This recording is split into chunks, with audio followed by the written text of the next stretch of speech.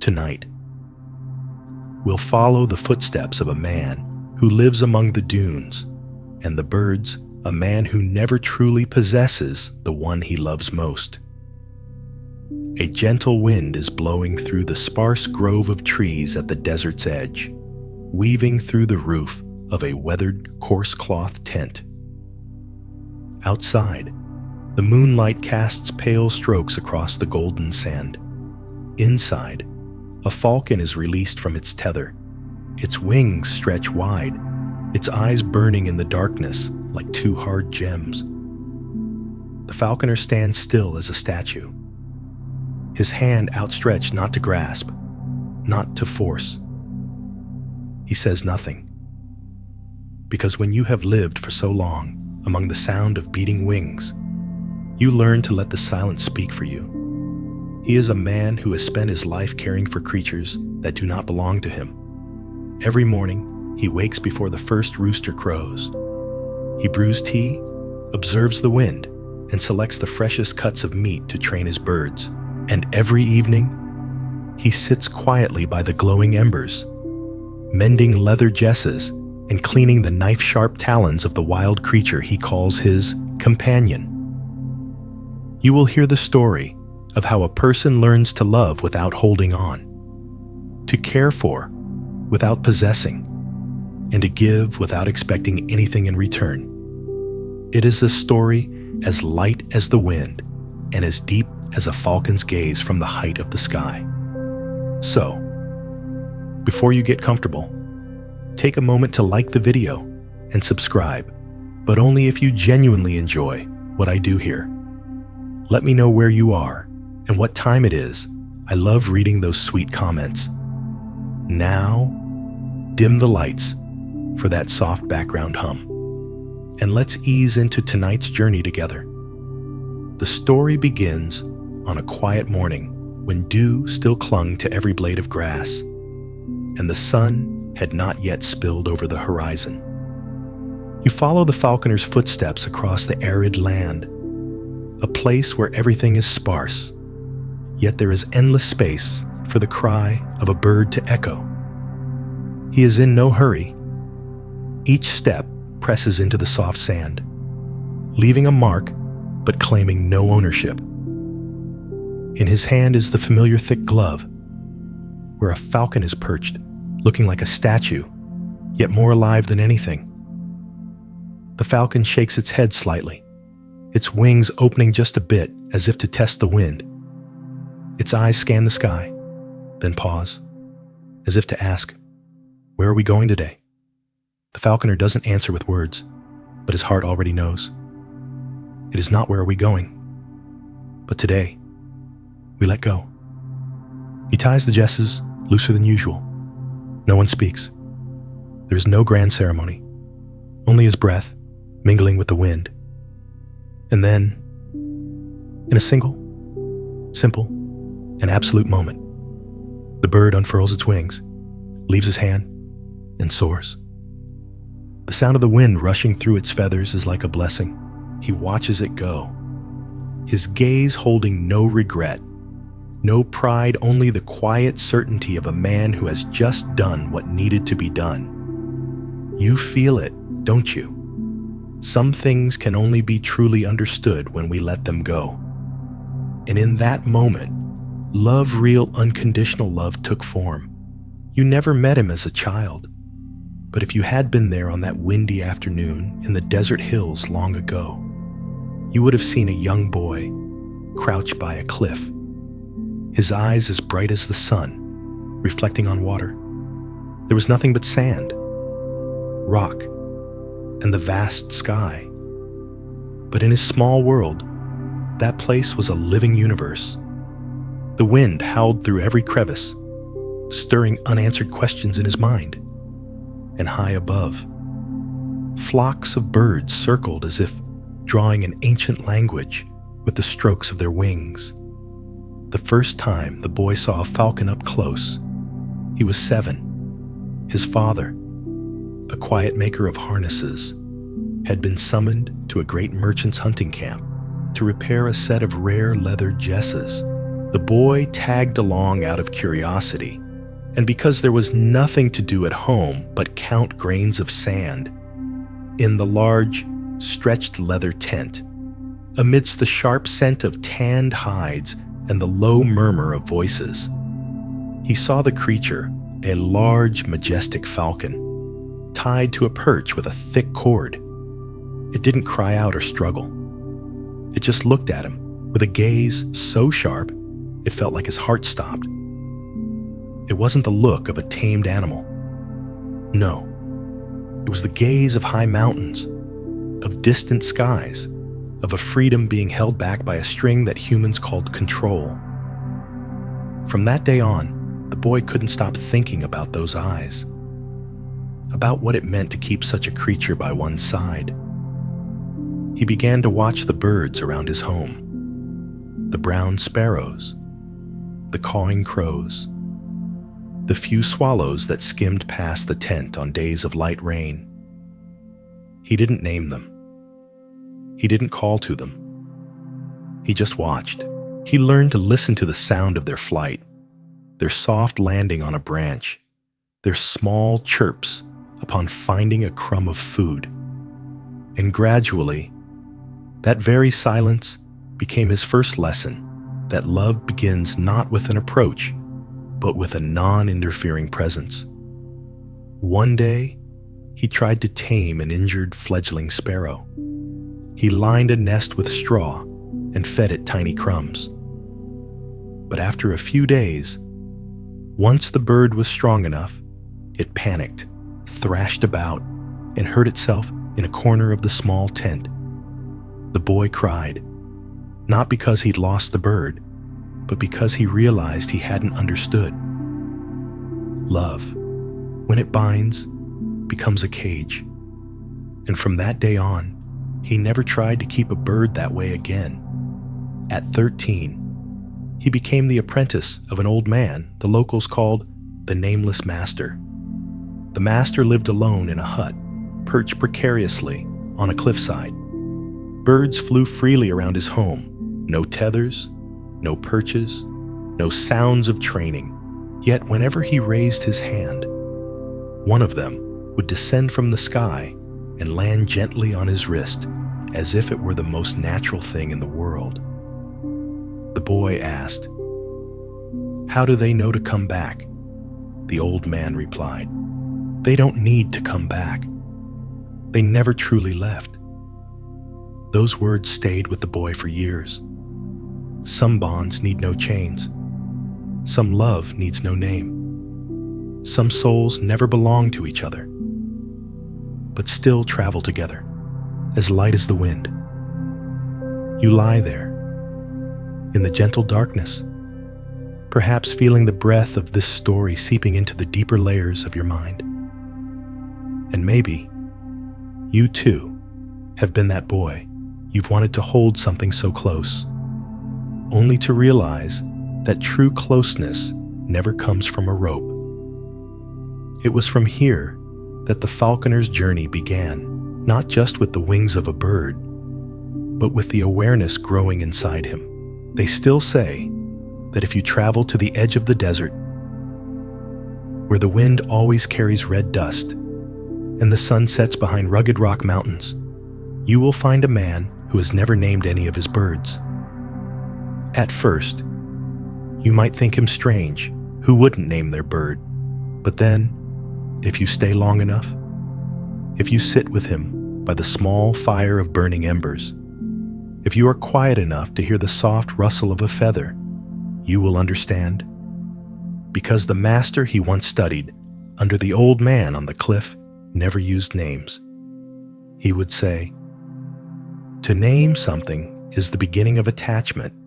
It is to limit that which is limitless."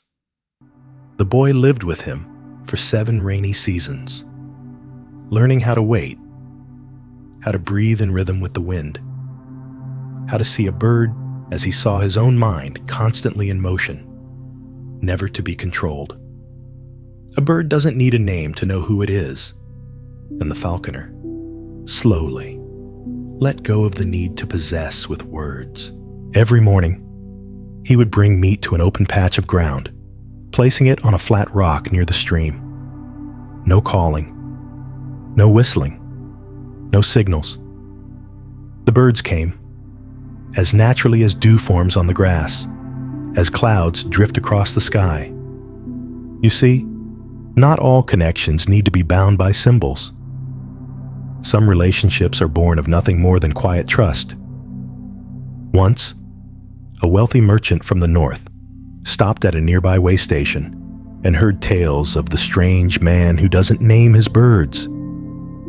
He came, scoffing. How do you train them if you don't give commands? The falconer just smiled.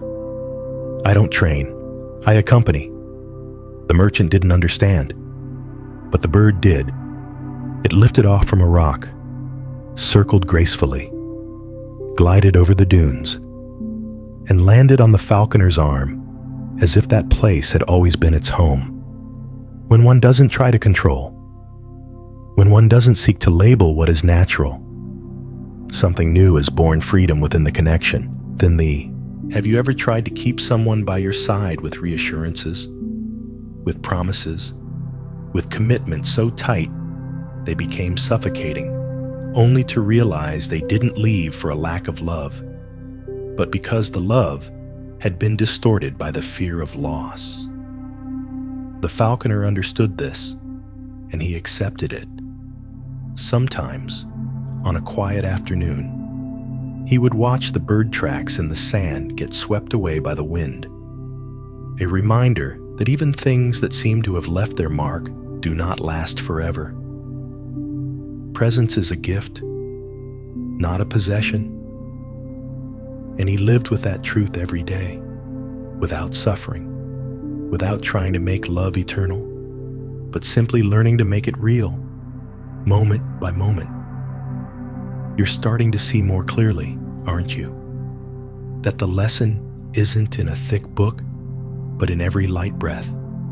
Every time you allow the thing you cherish to fly. In the soft light of day's end, the falconer places his glove on a rock and gently undoes the leather strap around the bird's leg. No goodbye is needed. No final glance.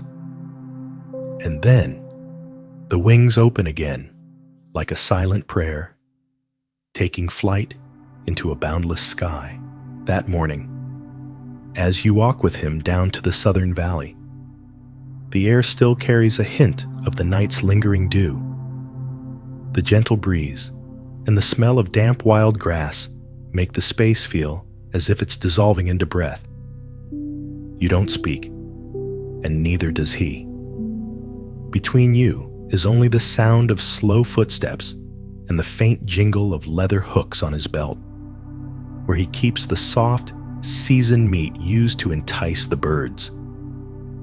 You are walking with him to the high rocks, where the birds often return to nest on the sheer cliffs.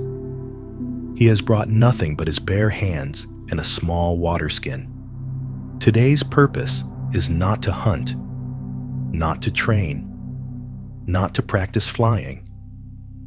Today is a day for observation without intervention, on a rock ledge jutting out into the valley. He stops. He spreads an old cloth on the ground, pours water into a small wooden cup, and sits. The sky is now a diluted, pale blue. A small flock of birds is circling high above, unhurried, without a destination, simply flying. You ask, very softly, without a tether, how do you know it will come back? He doesn't look at you, only at the sky. You don't need to know. It doesn't need to come back. If it returns of its own will, that is fate. If it doesn't, that is also fate. It's in that moment you realize he didn't come here to keep anything, but to give it back. And so, when a young bird glides down near him, not necessarily out of hunger, not necessarily out of attachment, but out of trust, you see it more clearly. Love needs no leash. Every time he extends his hand, it is never a command. It is an invitation. And if those wings accept, the bird will land. If not, it will glide on, and his expression will not change. No blame, no sadness, no thought of failure. Sometimes, the deepest love is accepting that you may not be chosen in return. From another perspective, this is also a lesson in mindfulness. You let things unfold on their own, without interfering. You observe without judging. You love without wanting to possess. That is unconditional happiness, not bound by results, not dependent on a response, not existing in the future or the past, but existing only in the present moment, like the wings gliding past you right now. You take a deep breath. The wind fills your nostrils with the scent of dry rock and sun-scorched grass. Something in your chest feels lighter, wider. It's something you can't name, but you know. It is release. On that day, you witness no spectacular scenes, no bird diving for prey, no breathtaking, lightning-fast flights to impress an audience. There is only silence. But in that silence, you learn more than 100 lectures could ever teach. You look over at him. He is still sitting there, hands empty, his gaze following the distant, disappearing wings. And you know that whether the birds return or not, nothing has been lost within his heart. Because in the heart of one who has let go, there is nothing left to lose. A few weeks after that quiet morning, a lost merchant happened upon the way station where the Falconer lived.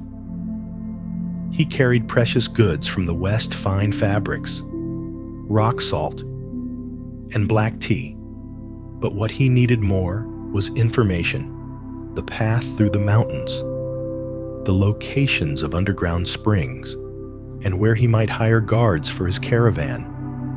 When the locals told him about a solitary falconer in the desert who was loved by birds and needed no chains to command them, the merchant laughed out loud.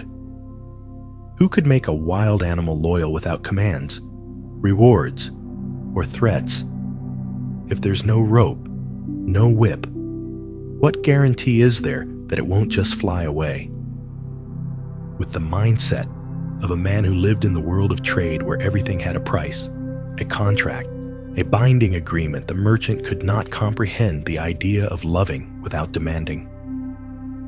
But then, as if driven by his own skepticism, he decided to meet the falconer.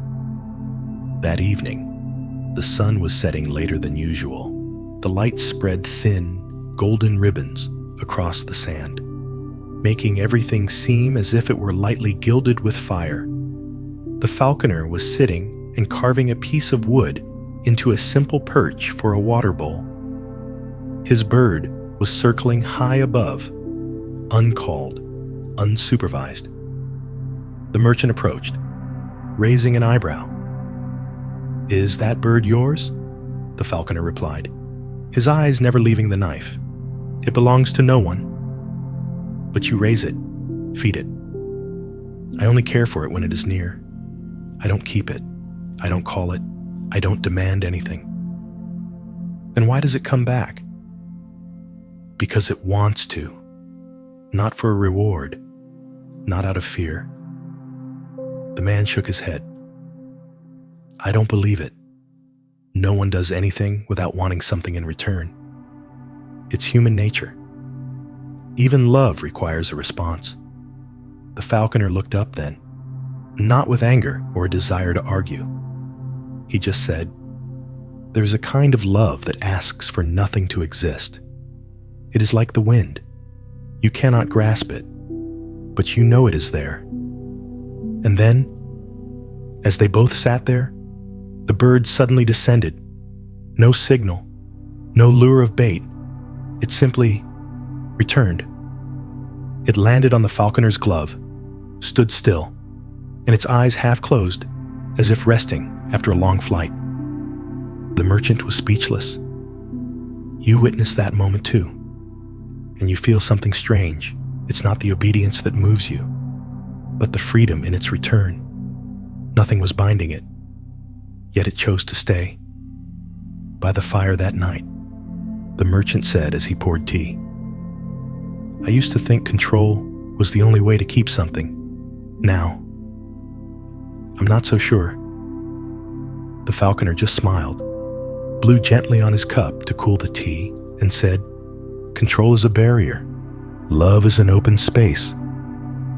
You reflect on your own life. How many times have you tried to hold on to someone out of fear of losing them?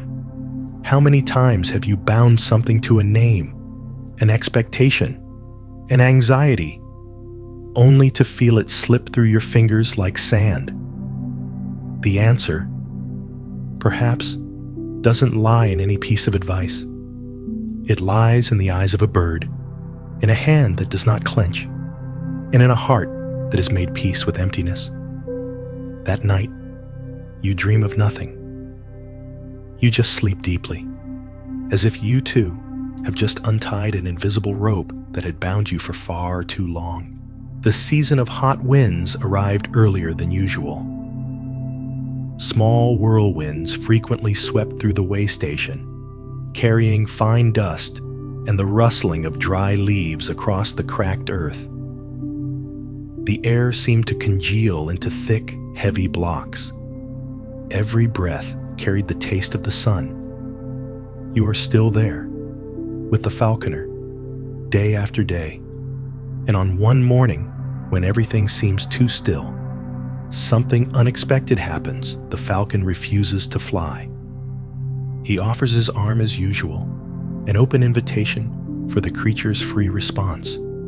But instead of opening its wings, the bird just bows its head, brushes its talons lightly against the old glove, and withdraws into itself. It isn't in pain. It isn't injured. It isn't sick. It just doesn't want to fly.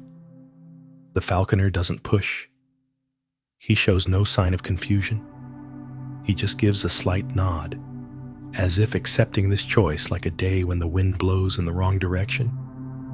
You are surprised, but he is not. He says, "Even birds of the sky have days when they want to be still." Then he sits down, spreads out the cloth as he does every day, and lets the bird rest beside him, untied, uncoerced. The sky is a deep blue, but the freedom of that day was in resting, not in flying away. That was the day you understood something that seems so simple. To love is also to know when not to ask for anything. Sometimes, a person doesn't need an open gate. They need a small porch where they can breathe in peace. Many days pass. The bird doesn't fly, nor does it leave. It eats little, is quiet often, and sits closer to the falconer for longer than in any season before. He doesn't smile, doesn't speak. Only his gaze softens a great deal, like the surface of water that no longer wishes to reflect anything. Then one night, you wake to a strange sound. The wind is blowing hard. Outside, the sky is pitch black. The bird is no longer in its usual spot, and the thin leather jess, which was only ever wrapped loosely around its talons, has fallen beside the dead fire. It has flown away. No one knows why. There were no signs. It was simply time for it to go in a different direction. The falconer wakes early, as always. He cleans up in silence. No why, no sigh. He just shakes out the cloth, gathers the charcoal bits, and pours fresh water into the bowl. You look at him, and you see something strange. Its absence doesn't make him sad.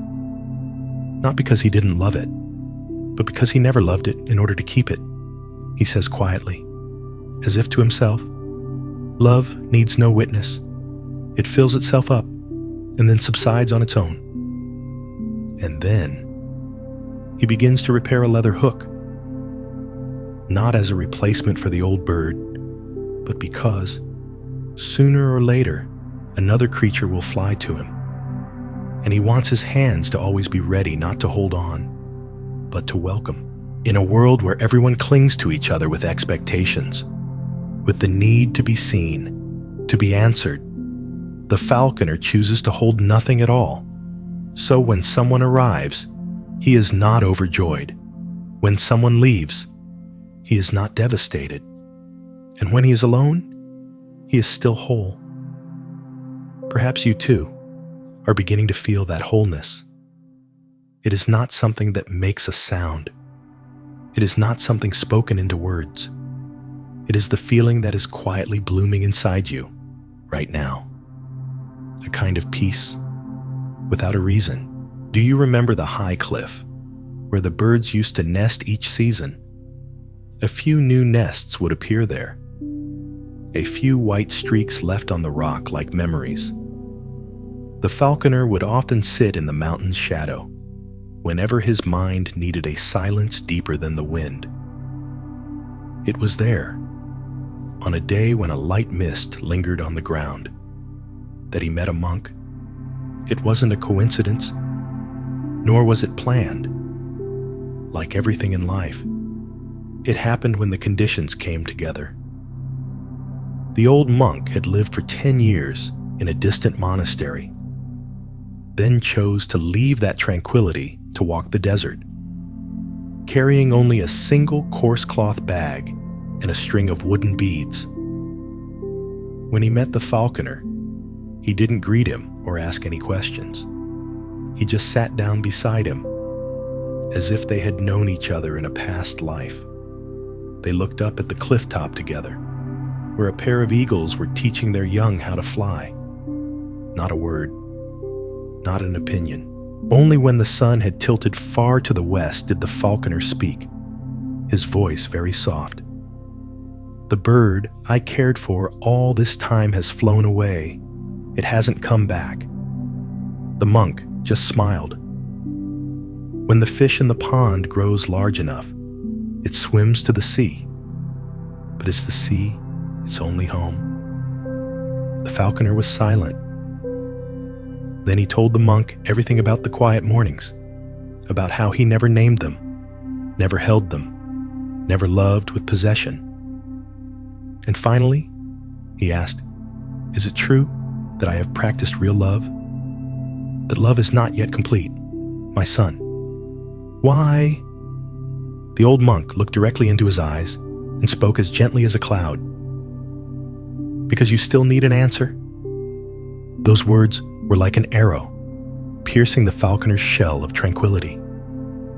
You feel that vibration, like when a sentence strikes the deepest place inside you. The place you thought you had moved past, but where you are, in fact, still clinging on, ever so skillfully, to love without asking for anything in return, to care without needing to be acknowledged, to give without ever hoping for gratitude. That is the deepest stage of letting go.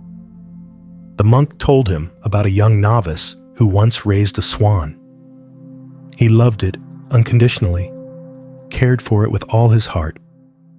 But one day, the swan flew away, leaving no trace. The novice collapsed in tears, and it was then that his master told him, "You did not truly love the swan. You loved its presence in your life." The falconer understood. And then they both sat in meditation at the foot of the mountain, speaking no more. The chirping of insects broke through the space, mingling with the sound of wind blowing over mossy rocks. Afterward, the old monk stood, lightly brushed the dust from his robes, and left, without a word of goodbye. No one was going anywhere. No one had arrived from anywhere. Every encounter, like a bird's wing gliding across the sky, is only presence. There is no possession. The falconer remained, but he was no longer the same. Something inside him had fallen away, as light as a feather shed in midair. You sit there, listening to the wind run through the cracks in the rocks, and you know you are learning. too. Not by understanding, but by letting be. Some days pass as lightly as a breath, leaving no trace, no echo. But then, suddenly, something changes. It's the day the bird doesn't return. Not the old bird, a new one, younger, more vibrant, who came from the east and appeared unexpectedly by the cliff one afternoon. It arrived without fear of humans. It watched the falconer from a distance, nodding its head in a strange way, as if it understood that here, no one holds on to anyone. The falconer did nothing. He just placed food on the flat rock, stepped back, and waited. The bird flew down, ate, and flew away again. No tether, no call. Every day, it returned. You remember, don't you? It was like this before, but this time, something is different. Not in the bird, but in the falconer's eyes. You see a strange light in them, not joy, not desire, but a simple gratitude that a free creature would choose to stay, even when no one asked it to. A few days later, he carefully crafted a new glove, thicker, lighter, with a softer joint to allow a bird to perch for a long time without tiring. He didn't say, a gift or for keeping. He just left it there, like someone preparing a guest room for a visitor who may or may not arrive. But then, like all things in life, the unexpected happened. One early morning, the falconer left his tent as usual, but the bird was nowhere to be seen. He walked all along the stream, climbed the rock ledge where it usually waited, and then sat as still as a boulder all morning. The bird did not come. There was no warning, no sign of farewell.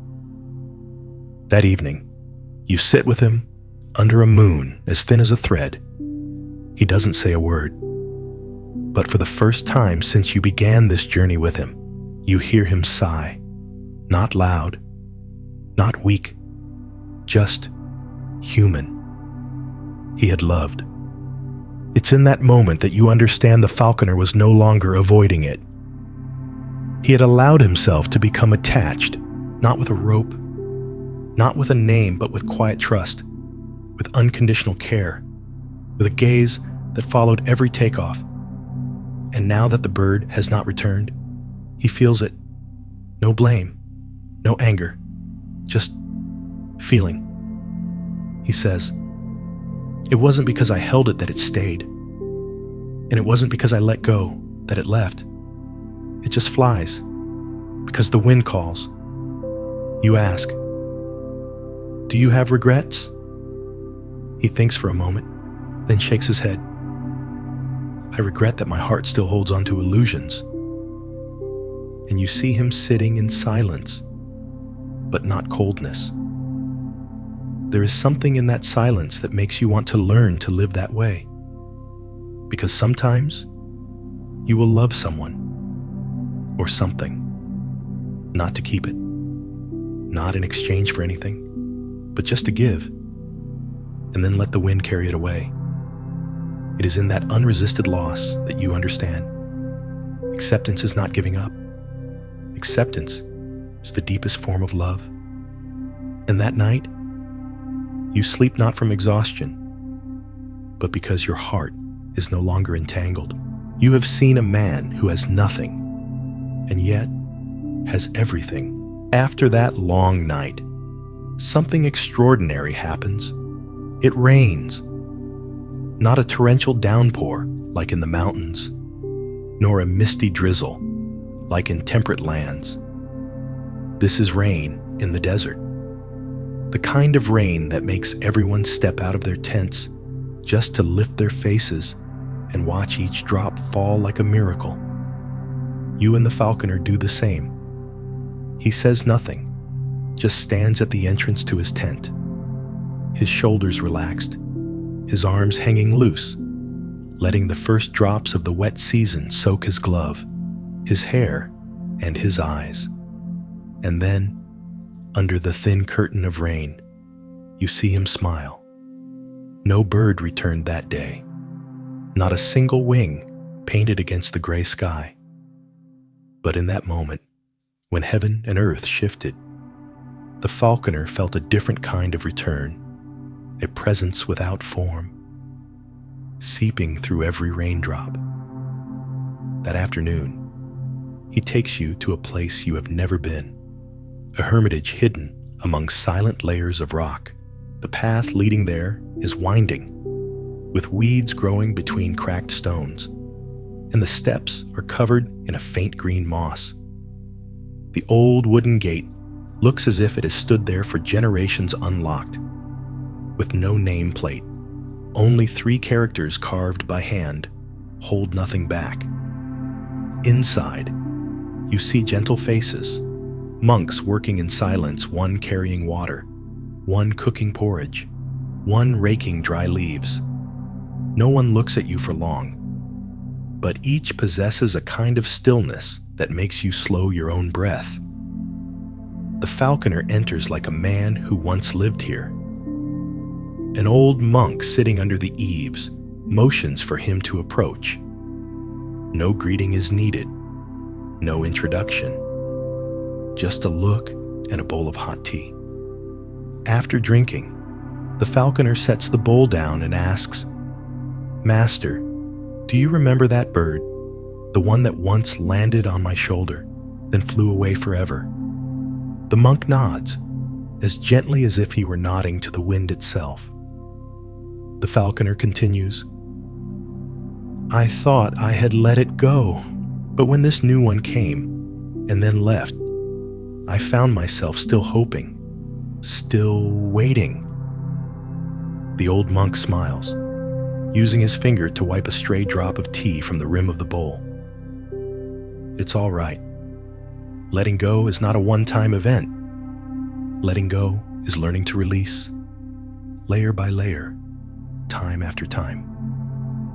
Then he places his hand on the falconer's chest, right where his heart is beating. The important thing is not whether the bird returns, but that this place remains open, no matter how long it has been empty. You stand there, witnessing something very strange. The falconer, who was always so quiet and steadfast, now bows his head very deeply, like an ancient tree that knows it, too, needs wind and rain to soften. After tea that day, he doesn't stay at the monastery. He doesn't become a monk. He doesn't shave his head. He just leaves as quietly as he came. But it's clear that something inside him has changed. Returning to the small fire that evening, you ask, "What did the master say to you?" The falconer replies, "He said, 'Sometimes a bird only stops by to teach us a lesson we cannot keep anything, but we can fully love every moment we are allowed to be present together.'" You say nothing more. You just sit there, listening to the new wind after the rain whistle through the tent. And you think of all the people who have passed through your life, not to stay, but to teach you how to love without holding on. The next morning, the sky after the rain is strangely clear. Not a trace of a cloud, not a whisper of wind, just a pure light slanting across the rock ledges, reflecting off the dewdrops on the sand like diamond dust. The falconer leaves his tent earlier than usual. You follow him, walking slowly along the path through the thorn bushes, which have been washed clean of dust. He carries very little, just a worn glove and a small wooden flask of spring water. Today's destination is a high rock ledge, perched precariously between 2 canyons, where a large nest once stood before the wind destroyed it last year. Broken twigs, dry roots, and old eggshells still cling to the crevices, like the remnants of a past season of birth. The falconer sits down, silent. His fingers fiddle with a small feather he must have found along the way. You watch as he carefully places it in his palm, then opens his hands, letting the wind carry it away. A simple gesture, but in it, a wordless farewell. You ask, "Why come back to the old nest?" He answers, his eyes following the flight of the feather, "To remember that all things have a beginning and also an end." The silence stretches out like a ribbon of silk. In it, you begin to hear the footsteps of someone walking through your own heart, so soft, so distant, as if the past is slowly walking toward forgiveness. The falconer begins to tell a story, not to confess, but as if he is remembering something for you. He tells of the one time when he was very young that he tied a bird tightly. It was the first bird he had trained himself.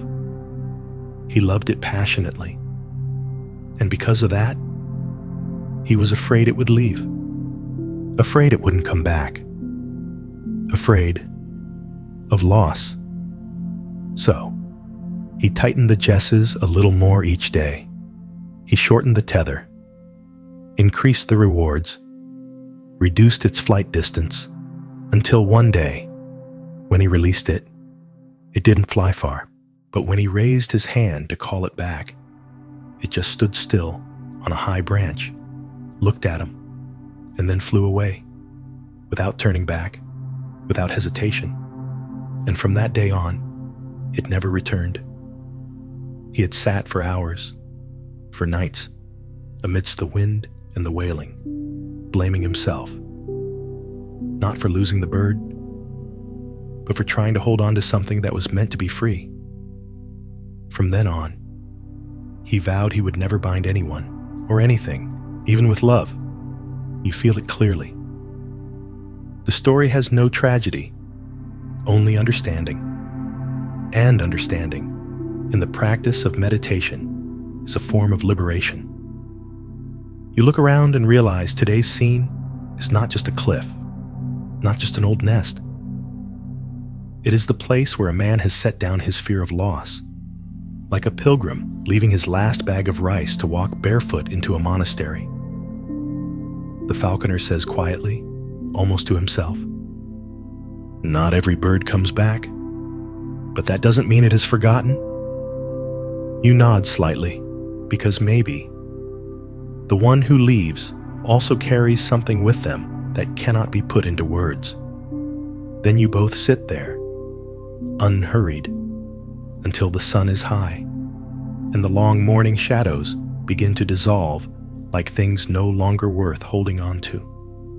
Within you, a door seems to have just opened so gently, so deeply, not opening to let something in, but to let something from inside you be released. A feeling like the wind, formless, soundless, but undeniably free. That evening, you and the falconer don't return to the tent as usual. Instead, you make a temporary camp under an old acacia tree that has lived through hundreds of windy seasons. The trunk is gnarled like the calluses of time, its canopy spreading wide like a quiet porch in the middle of the desert. Under the silver moonlight, its branches sway gently in the wind, creating soft sounds almost like the whispering of memories. The falconer takes a small, thin notebook from his bag. The cover is frayed, and its edges are curled as if it had once been wet. He doesn't write anything in it. He just opens it to show you. It is completely empty. Not a single line of text. No symbols. No traces. He says, "This is the notebook I've carried since I was young. Every time a bird flew away, I intended to write something down, a thought, a lesson learned. But then, I never did." You look at the blank pages spread out under the moonlight. Silent, easily forgotten, but strangely, You feel they are full. The falconer smiles. Some things, the more you try to record them, the less you can hold them. Perhaps because they don't need to be recorded. They only need to be fully lived as they happen. You nod because you know that feeling. 2. When a moment is so beautiful, you just want to breathe it in and hold it in your heart, not wanting to blur it with words. That night, the falconer tells another story, this time about a small sparrow. It was injured, separated from its flock, and had fallen in the middle of a hot afternoon. He found it while gathering firewood. He didn't intend to keep it, just wrapped it in a cloth and held it in his palm. It trembled, its eyes half closed. For 3 straight days, he cared for it with a tenderness he had never shown any other creature, not hoping it would fly, not hoping it would live, just caring for it as a way of listening to his own pain. Then, on the morning of the 4th day, the sparrow opened its eyes, stirred, and flew away 1 small circle. Then it disappeared into the fiery red sky. He sat there alone, his heart filled with emptiness, but strangely, no pain. He suddenly understood. It wasn't that he had lost the bird. It was that he no longer needed to hold on to anything. From that tiny bird, he learned what even the great falcons had never taught him, that life does not need to be long to be meaningful, that love does not need to be returned to be real. And as he finishes his story, you feel as if you, too, have once held something very fragile, have lost it, and have also learned to let it be free.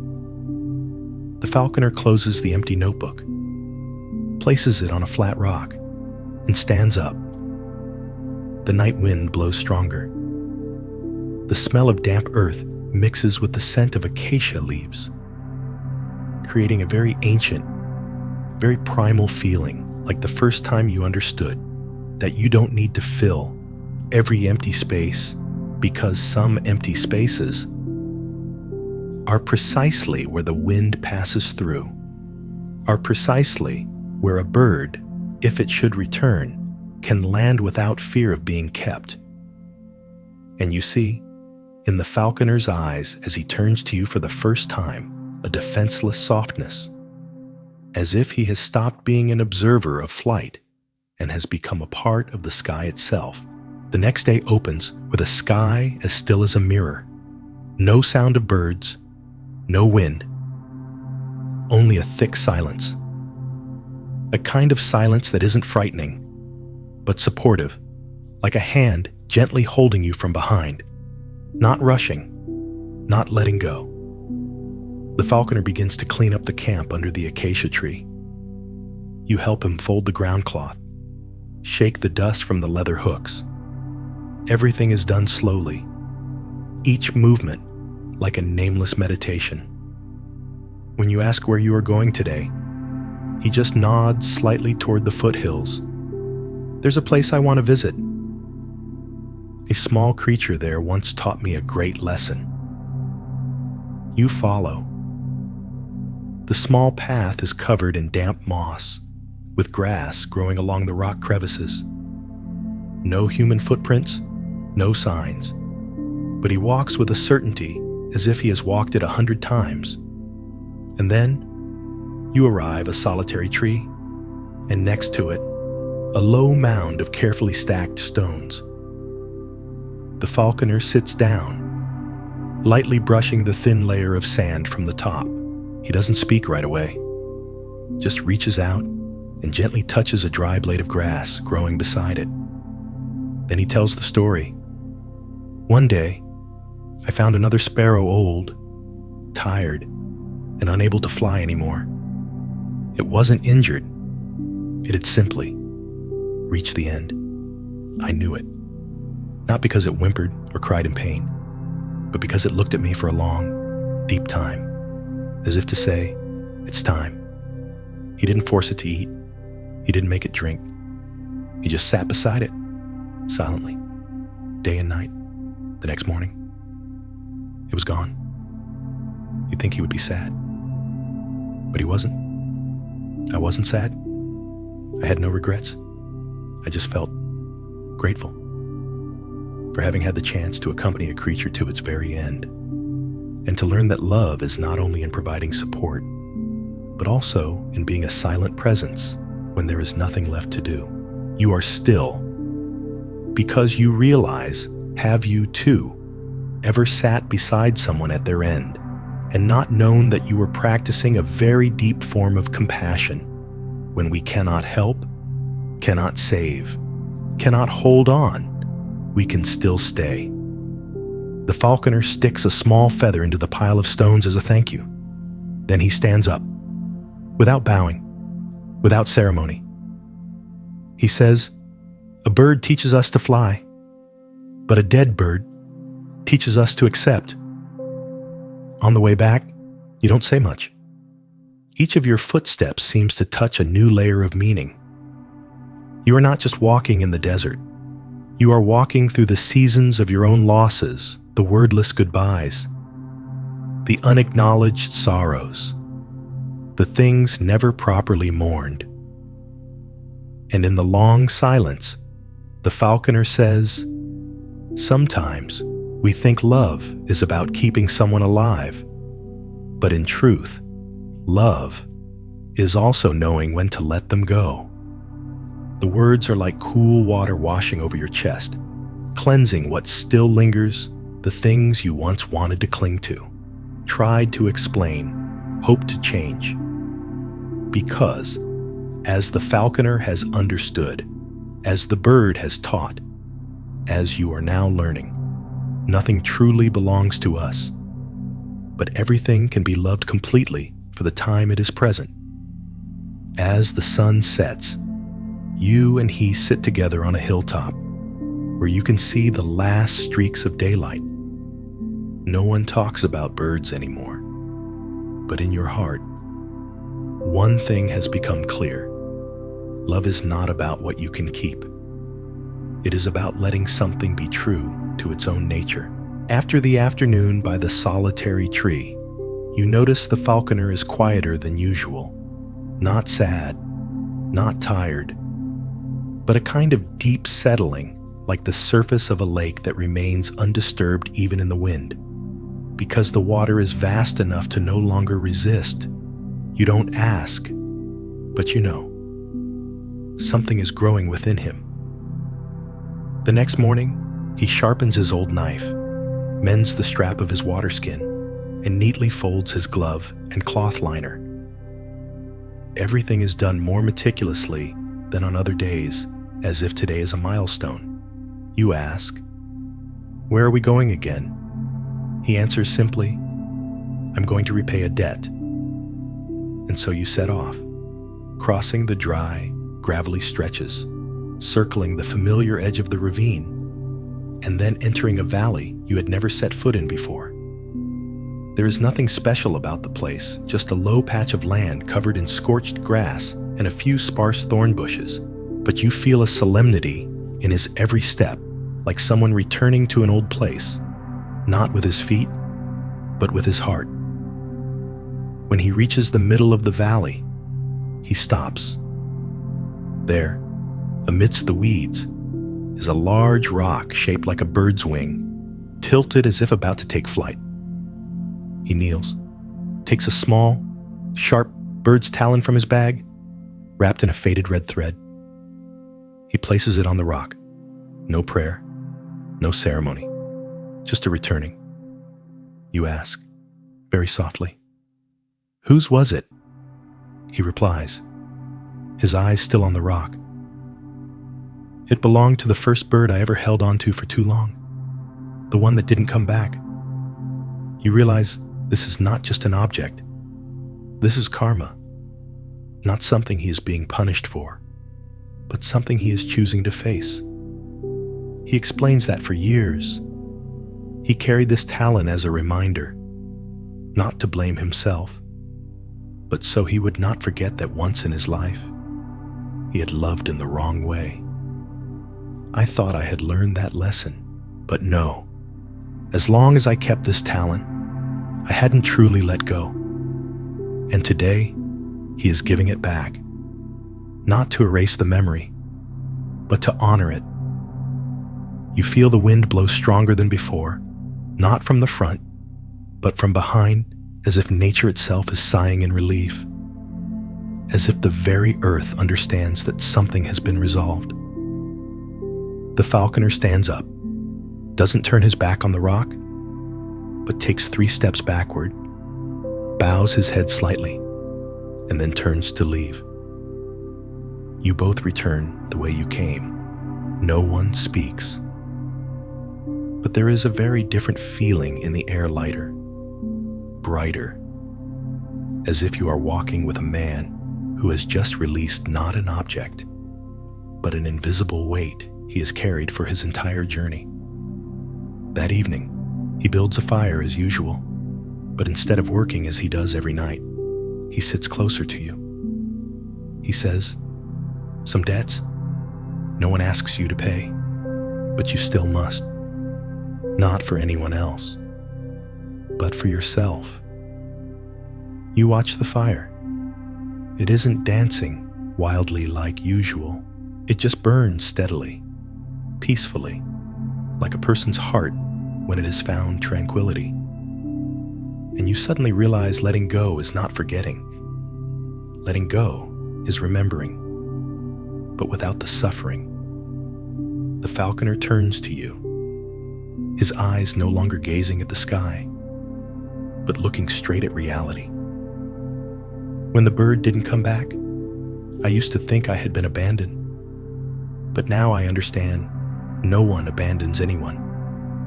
It's just that each journey reaches its own fork in the road.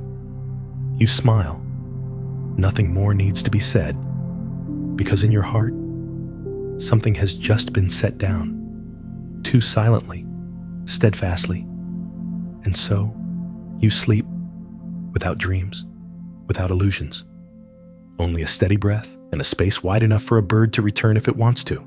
That morning, the sky was as clear as crystal.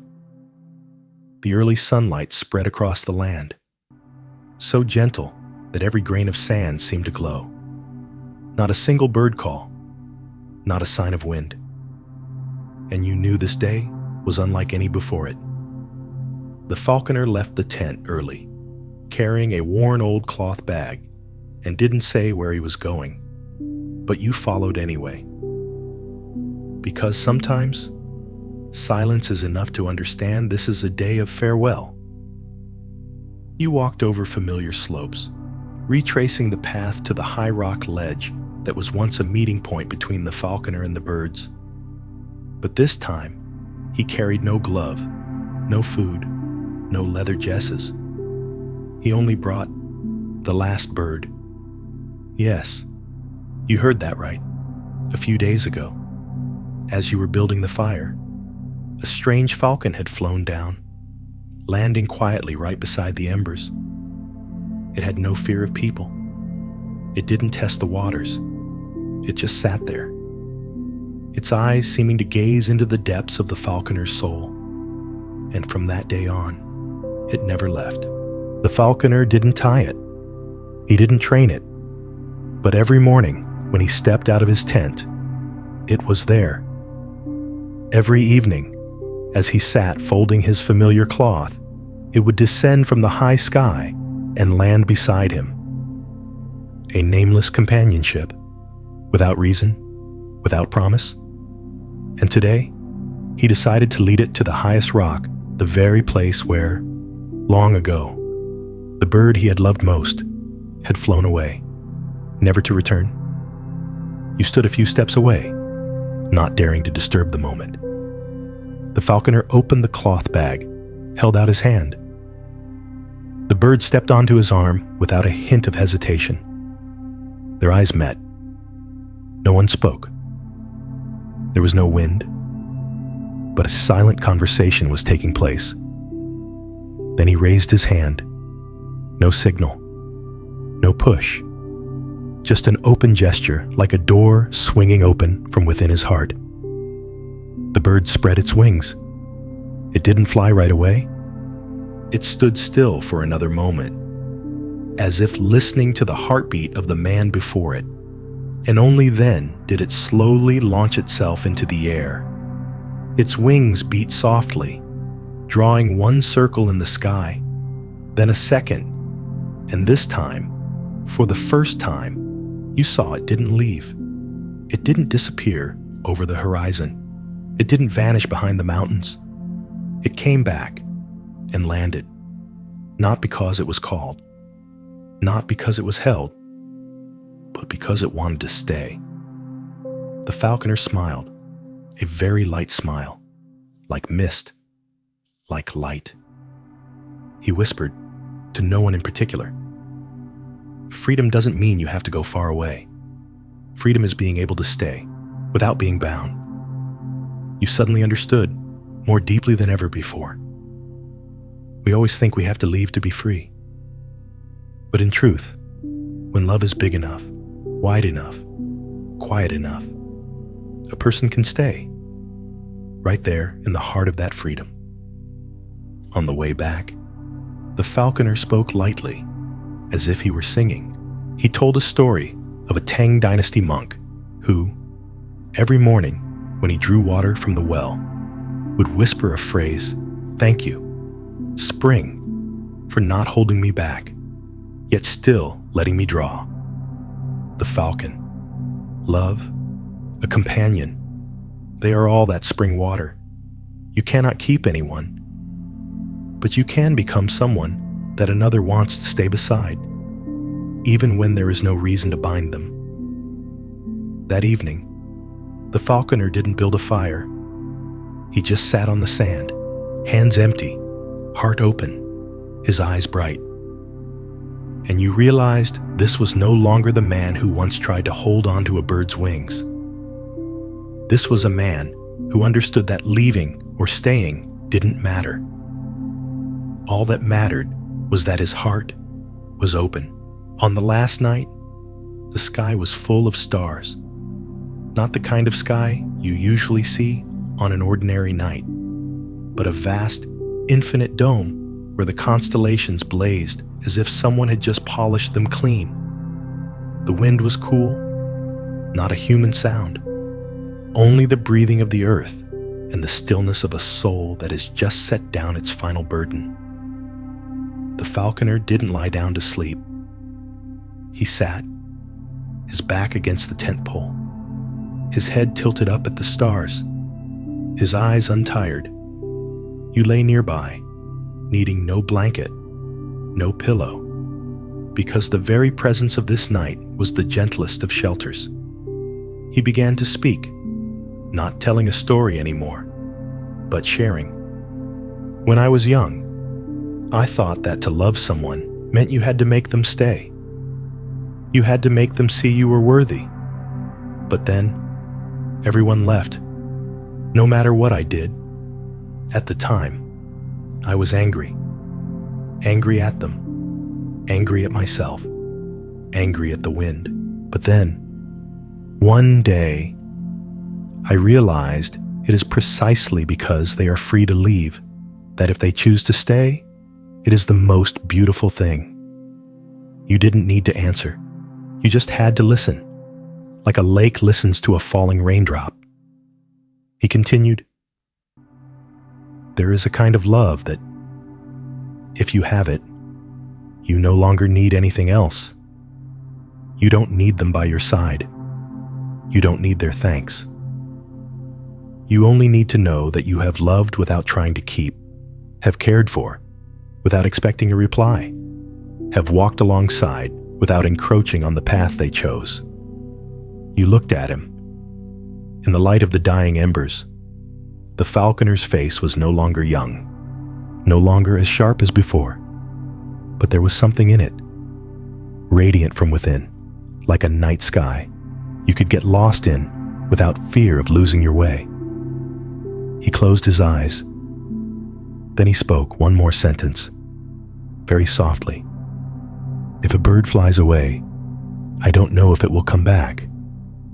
But if it does come back, it is not because I held on. It is because I did not.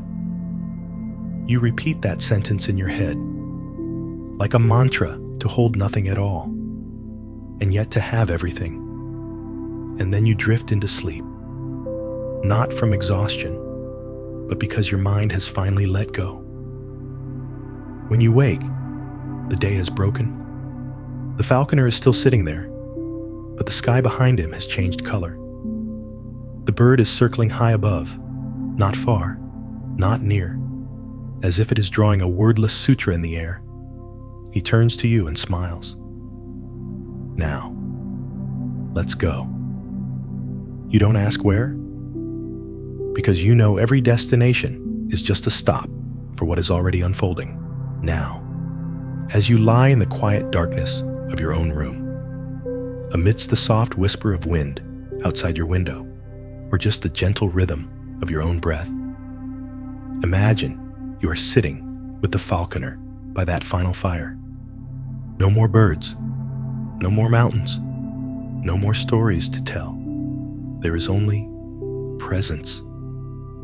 And you see the things you have tried to hold on to in your life: a person, a memory, a dream no longer need to be clenched between tired hands.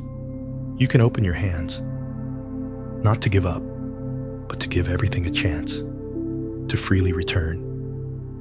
Maybe it will come back, maybe it won't. But what matters most is that you no longer have to struggle in the fear of loss, because now you know love is not control. Love is opening your heart and letting others fly away if they need to, and if they return, it is a gift. If they don't, that too is a form of completion. You lie there, feeling your body grow lighter. Your mind is no longer striving for anything. The memories that need to fade can fade. The images that need to return can return.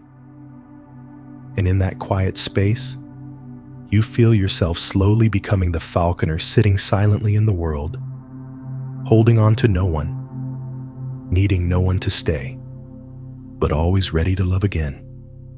No glove needed, no leather jesses, only a soul wide enough for any bird to stop by, to rest, and then to continue on its journey.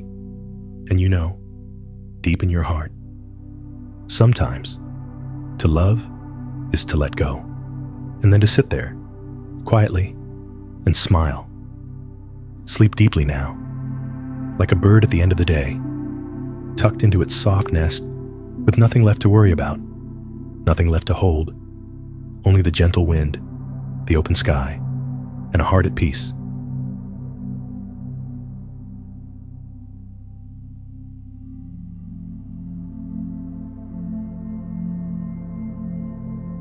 Next, let us journey back to the Ganges River, where the morning mist has yet to lift. The water's surface as still as a mirror untouched. An old fisherman is quietly hunched over in his small wooden boat, his hands gripping an old net that has seen him through many flood seasons. The gentle dip of an oar parting the water echoes in the morning stillness. In the distance, a temple bell chimes, like the very breath of the earth and sky. Everything drifts slowly, as if time itself has learned to meditate here. Today, he doesn't just cast his net for fish. He is also learning to release the things he has carried his entire life, from old sorrows and lingering anger to an ego hardened by the years. We will follow him on this journey, the journey of a man who seems simple on the surface, but holds an entire ocean within his soul. Buddhist tales, scenes of daily life, and wordless lessons will ripple to the surface like gentle waves on the river, slow, soft, and profound. The boat begins to push off from the shore, and you are sitting right behind the fisherman, a man of few words, but whose eyes are as warm as an oil lamp in the night. The first light has just touched the river's surface, shimmering like golden threads falling silently upon the rippling water. You can hear the gentle scrape of the oar against the gunwale, the soft lapping of water like an ancient whisper. The fisherman says nothing. He just rows, stroke by stroke, as if he himself were part of the current, not fighting it, not rushing it, simply flowing with life. You sit behind him, your legs crossed, your hand resting lightly on the boat's edge, feeling the cool dampness seep through the wood grain. No one urges you to understand anything. No one preaches about what you should do. You just sit there and observe. And in that silence, the observation itself becomes the first lesson. They say the Ganges flows through both time and karma. Every drop of its water has touched millions of bodies, has absorbed millions of prayers, and today it touches your mind as light as mist, as deep as a lifetime. The fisherman's name is Biran. He doesn't remember exactly how many years he has rowed this boat, only that, since his father passed, the net has been his livelihood, and the river has been his teacher. In his youth, Biran was an impatient man. Every day he set out. He prayed for a heavy net, a full catch, a satisfied heart. But life is not only about receiving. There were times the net tore, times the wind blew fiercely, times the fish swam by, just to remind him that not all things were his to claim. Do you see it? The net in his hands today is frayed at the edges, covered in a patchwork of mends, like memories stitched together. But he still keeps it, not out of sentimentality, but because it reminds him of one thing. The more you cling to something, the heavier it becomes. You silently ask, "Why don't you get a new net?" He doesn't turn around, but a faint smile touches his lips, as if he heard your thoughts. And then he casts that very net into the river. The sound of the net hitting the water is soft, as gentle as the final breath of a dream. The surface ripples. Fish may swim in, or they may swim out. But the mind of the one who casts the net, if it still clings to desire, will never be free. Biran sits still, his eyes closed, his back straight like an old stalk of bamboo. The space around you settles into a mirror, where you begin to see yourself all the times you held on to things that were already gone, all the times you forgot that letting go is not loss, but a form of returning home. Suddenly, the sound of a bell echoes from a temple on the far bank. It's not a warning, nor an invitation. It is like the heartbeat of the world, steady, slow, and serene. Biran opens his eyes, gazes toward the sound, and then turns to you. Some things we release into the water. We think we are losing them.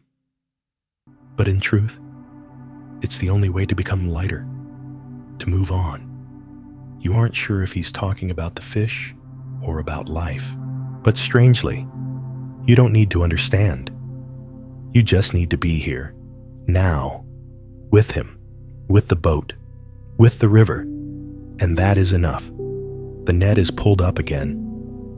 A small fish thrashes briefly, then lies still. Biran doesn't kill it, nor does he place it in his basket. He releases it back into the water. Not every fish that enters the net is yours to keep. He says, you smile. If you had heard those words from anyone else, you might have forgotten them instantly. But spoken in this moment, amidst the vastness of the river, between man and sky, they etch themselves into you like an indelible mark. In the distance, you see a few birds circling before disappearing behind a wisp of a cloud. A light breeze passes, carrying the scent of damp earth and lotus blossoms. Biran casts his net again.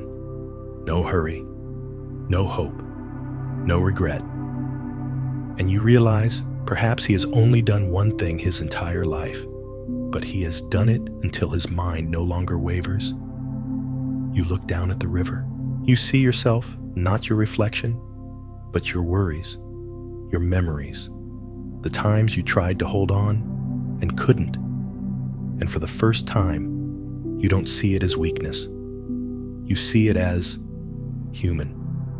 There is a truth, Biran says, as the sun begins to climb, that the river never holds on to anything. Just like life, it only flows. You look at him, then back at yourself. Perhaps it's time you, too, let something go into the water. The sun rises higher, casting its first rays onto a surface that gleams like soft silk. Biran's small boat glides silently between banks of reeds, and you begin to realize that here, time is not a pursuer, it is a companion. Biran is gathering his net, his hands trembling slightly, but moving without haste. You notice the way he handles each thread slowly, carefully, with no trace of frustration or urgency. He is like a man in conversation with his own memories, using hands that have held, lost, and then learned to let go. I once nearly died because of this very net, Biran says suddenly, his eyes fixed on a knot. You don't ask, but he continues his story. That year, it had rained for 7 straight days. The water rose high, and he then, a young man full of fire, was determined to go out early for one last catch of the season. When he cast the net, one side snagged on a submerged rock. He pulled and pulled until he himself was dragged toward a whirlpool. The net coiled around his leg like a serpent, binding him to the churning water. I remember, in that moment, I wasn't thinking about death. He recounts, I was only thinking about losing the fish. He pauses, letting out a soft laugh, as small as a falling leaf.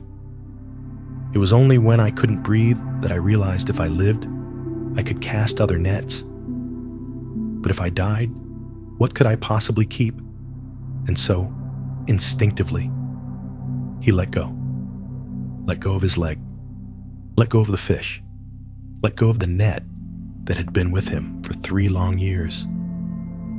When the villagers rescued him, he said nothing. He just lay still, listening to his own heart begin to beat again. You sit in silence, and in your heart, you suddenly remember something, a time when you, too, almost drowned. Not in water, but in a relationship, a job, an old promise. You held on for so long, afraid that if you let go, you would have nothing left. But maybe, like that net, you wouldn't have lost anything at all. Maybe you would have just started to live again. The boat continues to drift, passing through quiet bends where fish flick their tails in pools of sunlight. An ancient banyan tree extends its shadow over the river, its aerial roots hanging down like the silver hair of a meditating elder. Biran steers the boat toward it. There, a round, flat stone rests like a natural altar. He takes out a piece of sticky rice wrapped in a banana leaf, places it on the stone, and clasps his hands. There are no chants, no prayer beads, just a deep, silent bow. You ask, "Who is that for?" Biran replies, "For all the times I didn't know how to let go." You don't understand immediately, but you feel it. The cold rice is an offering to the sky, like a small apology, not for a sin, but for a blindness. And then you, too, take a grain of rice from the remaining packet and drop it into the river. The water carries it away without a trace, as if the universe is ready to accept whatever we choose to relinquish. Afterward, you both board the boat again and continue to drift. Biren begins to tell you the story of a monkey and a mango pit. Long ago, in the jungle where he grew up, there was a clever little monkey. One day, it found a mango pit inside a hard shell. It tried to open it, but failed. It carried the pit for days, refusing to eat, play, or let it go. Soon, its hand began to swell, and its heart filled with anger because no one would help. But instead of dropping it, he held on even tighter until he grew weak from hunger and exhaustion and finally collapsed. Defeated by the very mango pit he could never open. Biren says, "We are the same.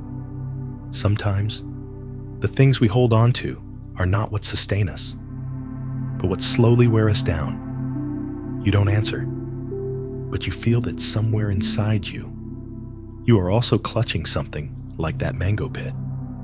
Maybe it's a memory, an unfulfilled dream, a word that has not been forgiven. And you understand? Today, you are invited to the river not to catch fish, but to learn how to let go." The boat drifts on. This time, you no longer look ahead. You look inside your own heart at the nets you have cast over the years, the things you were convinced you had to have, had to keep, to be able to call it living. But now, amidst the sound of the wind through the leaves, amidst the river, carrying a grain of rice far away, you realize to live is not to hold, but to touch lightly and let pass. Afternoon settles slowly on the riverbank. The sun, like a heavy red orb, rolls gradually behind the western bamboo groves, pulling with it the long shadow of time. Small birds begin their flight back to their nests, leaving the sky with just a few sparse streaks of cloud. And you, still sitting in that boat, begin to hear the voice of something inside you that has never before been named. Biren steadies the oar, steering the boat toward a familiar bend. He doesn't speak, but you can feel it. Something is waiting up ahead. A breeze brushes through your hair, carrying the scent of damp earth, floating weeds, and of time that has passed through this place, leaving behind a peace that is difficult to name. The boat stops beside an ancient tree whose roots spill into the river. In its shade, a small boy is sitting, furtively hiding something under his shirt. Biren signals for you to stay quiet and steps off the boat. His movement silent. It's as if he already knows who he is about to meet. "Where are the fish?" "Son," he asks, his voice as gentle as the water. The boy flinches, about to run, but then freezes. His eyes are wild with fear, like a kitten caught stealing food. He opens his shirt, revealing two small, still flapping fish. I just wanted to help my mother cook tonight," he whispers. "My father is gone, and I don't want to see her cry anymore." Biren doesn't speak. He sits down and cups some water in his hands to wash his face. You are surprised to see no anger in him, no frustration. The boy watches him, terrified. But Biren only asks, "Do you know how to kill a fish?" The boy shakes his head. "So you were just going to let them suffocate?" The boy lowers his head, unable to answer. Biren reaches out, takes the two fish, and cradles them in his palm, as if holding something sacred. Then he wades into the water, bends down, and gently releases both fish back into the river. "Keeping them," he says, "will only teach you one thing, the fear of loss." The boy's eyes well up, and then he bursts into tears. Not because he was caught, nor because the fish were gone, but because no one had ever taught him about loss with such a gentle act. And you, standing there, Witness this truth unfold like a lesson no book could ever teach. Biran pats the boy on the shoulder, then takes a small pouch of rice from his basket and presses it into the boy's hand. Take this home and make porridge. Next time, if you want fish, just ask. I have more than enough? The boy nods, then walks away, still sniffling. The boat drifts back into the current. You can't stop thinking about the times in your own life when you have stolen something, an opportunity that wasn't yours, a love that wasn't meant for you, a joy that cut into someone else's life. Not because you were a bad person, but because you were afraid of being hungry, afraid of being lonely, afraid of being left behind, and you had never learned how to let go. Until now. Biran leans against the side of the boat, his eyes gazing into the distance. I was once that boy, he says, but I had no one to release the fish for me. You don't know what to say, but something inside you loosens, then softens. The story wasn't just about a boy. It was the story of all humanity. Each of us has held a struggling fish in our heart, not knowing whether to keep it or to set it free. You suddenly remember a time in your life when you were chosen over someone else. You were happy then, but the joy wasn't complete because you knew someone was behind you, clutching their loss, just as the boy had clutched his two fish. Now, watching the water carry the fish away, you understand some things. If you keep them, you must learn to kill. But if you release them, you become free. And sometimes, that freedom is worth more than any evening meal. The sun begins to fade. The grasses on the bank turn a grayish ash color. The last cicadas of the season sing their solitary song, like a farewell to the long day. The boat drifts into a wide stretch of river, where the paddy fields on both banks have been harvested, leaving only stubble poking through the soft mud. You wonder what Biran is thinking, but he remains silent, holding the oar like an ancient instrument.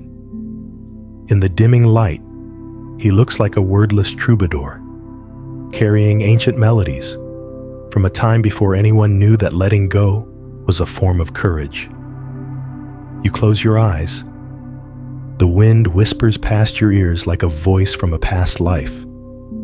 And you know there are things today you cannot explain, but later, when you meet yourself again, you will understand. The sunset begins to stain everything gold. Like a gentle cloak, the day is draping over the night.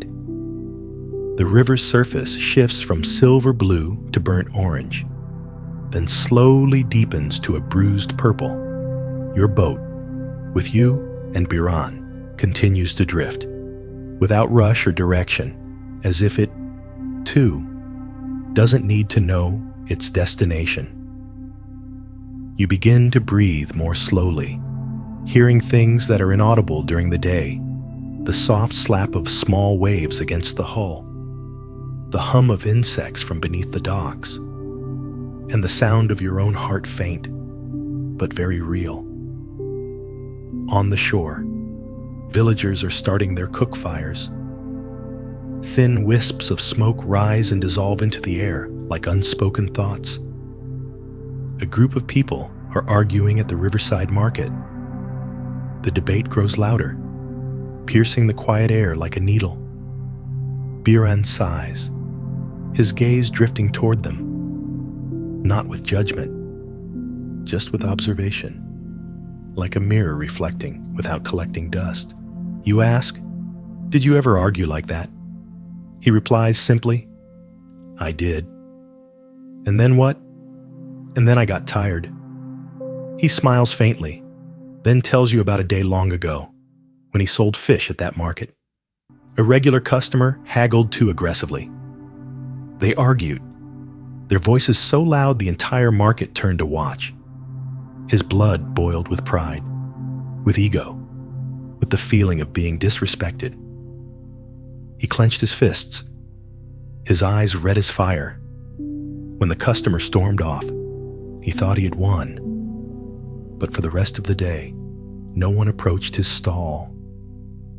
People were afraid of that look in his eyes, of the voice that had turned a gentle man into a ferocious one, and he understood the price of winning his loneliness. That evening, he saw an old woman selling lotus flowers in a corner of the market. She didn't speak all day, just arranged her few blossoms, sat silently, and occasionally smiled. When people came to buy, she would nod, not saying a word more. Whatever they paid, she accepted. No haggling, no anger. Curious, Biren asked her, "Why don't you get angry when they underpay you?" She answered with a single sentence. "A lotus blooms, and then it withers. Scolding someone is just the same." And in that moment, he realized he had bloomed with anger too many times, only to wither in his own solitude. From that day on, he changed the way he sold fish. No shouting prices, no arguing. If someone wanted to buy, they bought. If someone complained, they left. Some days he lost money. Other days he made a profit. But his heart no longer churned.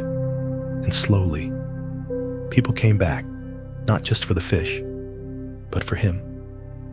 Listening to this, you feel a lump in your throat. You remember the last time you were angry. Maybe it was in a meeting, a text message, a family dinner. You said things you thought were right, but in the end, you were left alone with yourself in a room full of silence. Biren continues, "I used to think I was strong when I won an argument. Now I know I am stronger when I can smile and walk away." The boat passes the market. The sound of arguing is now just a distant echo. On the other side, the lotus seller is still there. You're not sure if it's the same woman, but the image is identical to his story. Her posture straight, her clothes ash gray, her hair as white as mist, and her eyes as deep as a still lake. Biren joins his palms in a soft bow in her direction. You do the same. No one says a word, but in that bow, you feel an apology sent to the person you were all those years ago. Then Biren looks at you, as if reading your thoughts. "Anger isn't a fire," he says. "It's a chain. It binds you to another person, to things that have passed. And when you release that person, the first one to be set free is you." The boat continues to move away from the market. The air feels lighter, as if you've just left an invisible burden on the shore. Dusk has settled. Fireflies begin to flicker in the bushes. The river is now a black ribbon of silk, shimmering with reflected light, both real and dreamlike. You close your eyes and imagine yourself letting go of a box, letting it float away. Inside that box are old arguments, words as sharp as knives, the angry glares you once carried. The box drifts further and further away, weightless, and you, sitting in the boat, feel your own heart adrift, drifting into a gentle quietude, where everything that was once right or wrong is now just a small ripple on a great river. Night falls as gently as a thin silk blanket, cool and serene. The world has completely changed its colors. What was once vibrant and clear now dissolves into a soft darkness, as if the universe itself is receding to give the stage entirely to silence. You lean back against the side of the boat, your head resting on a coil of rope.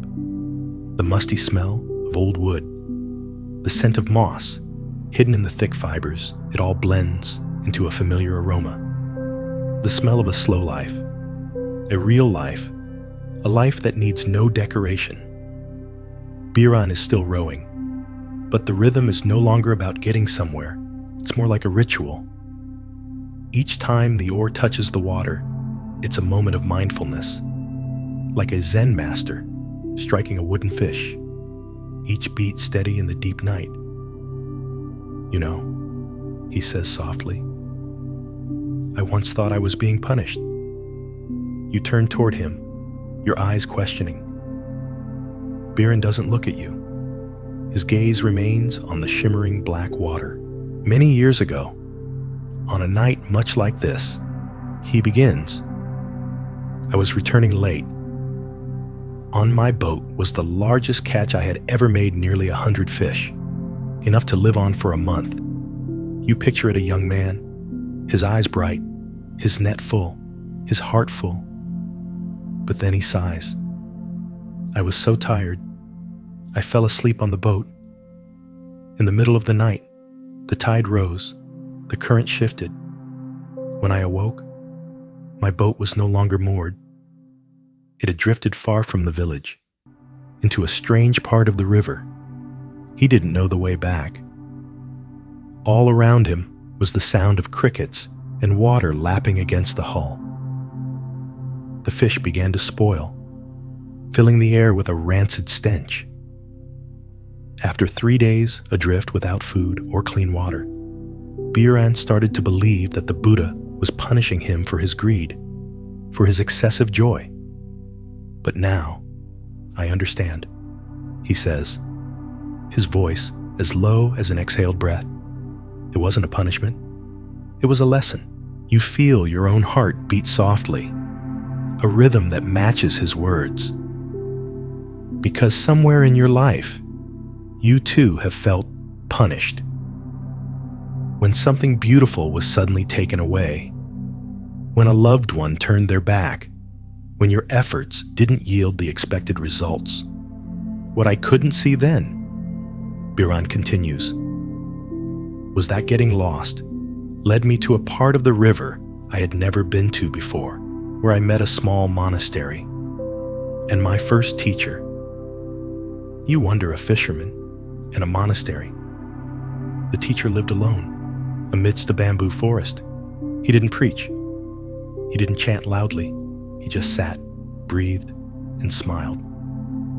Biran chuckles softly, as if recalling something dear. I stayed there for 3 days. No one told me to stay, and no one told me to leave. Every morning I swept leaves. Every evening I started a fire. And every night, the teacher would just look at me, as if he were looking in a mirror. You ask, so what did you learn? Biran tilts his head slightly, the oar gliding across the water's surface. I learned that not everything is lost because you did something wrong. Sometimes, things are lost so you can see clearly what you still have. You fall silent. In your mind, you see the great catches of your life, the projects you poured your heart into, the people you cherished, the dreams you thought were within your grasp. And then one day, they slipped away, and you blamed yourself. You thought maybe you weren't good enough, or that you had made a mistake.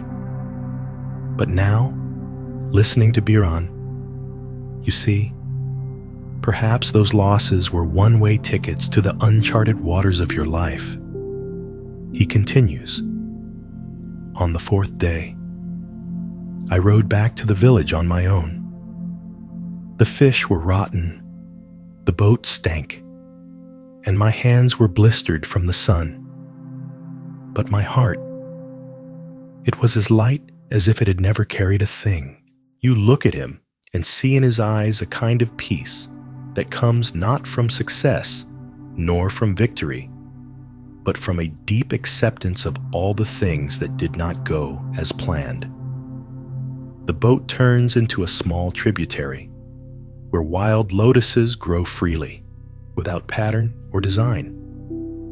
Their fresh, clean scent fills the air, making you want to breathe deeper, to live slower. These lotuses were not planted, not tended, not harvested by anyone.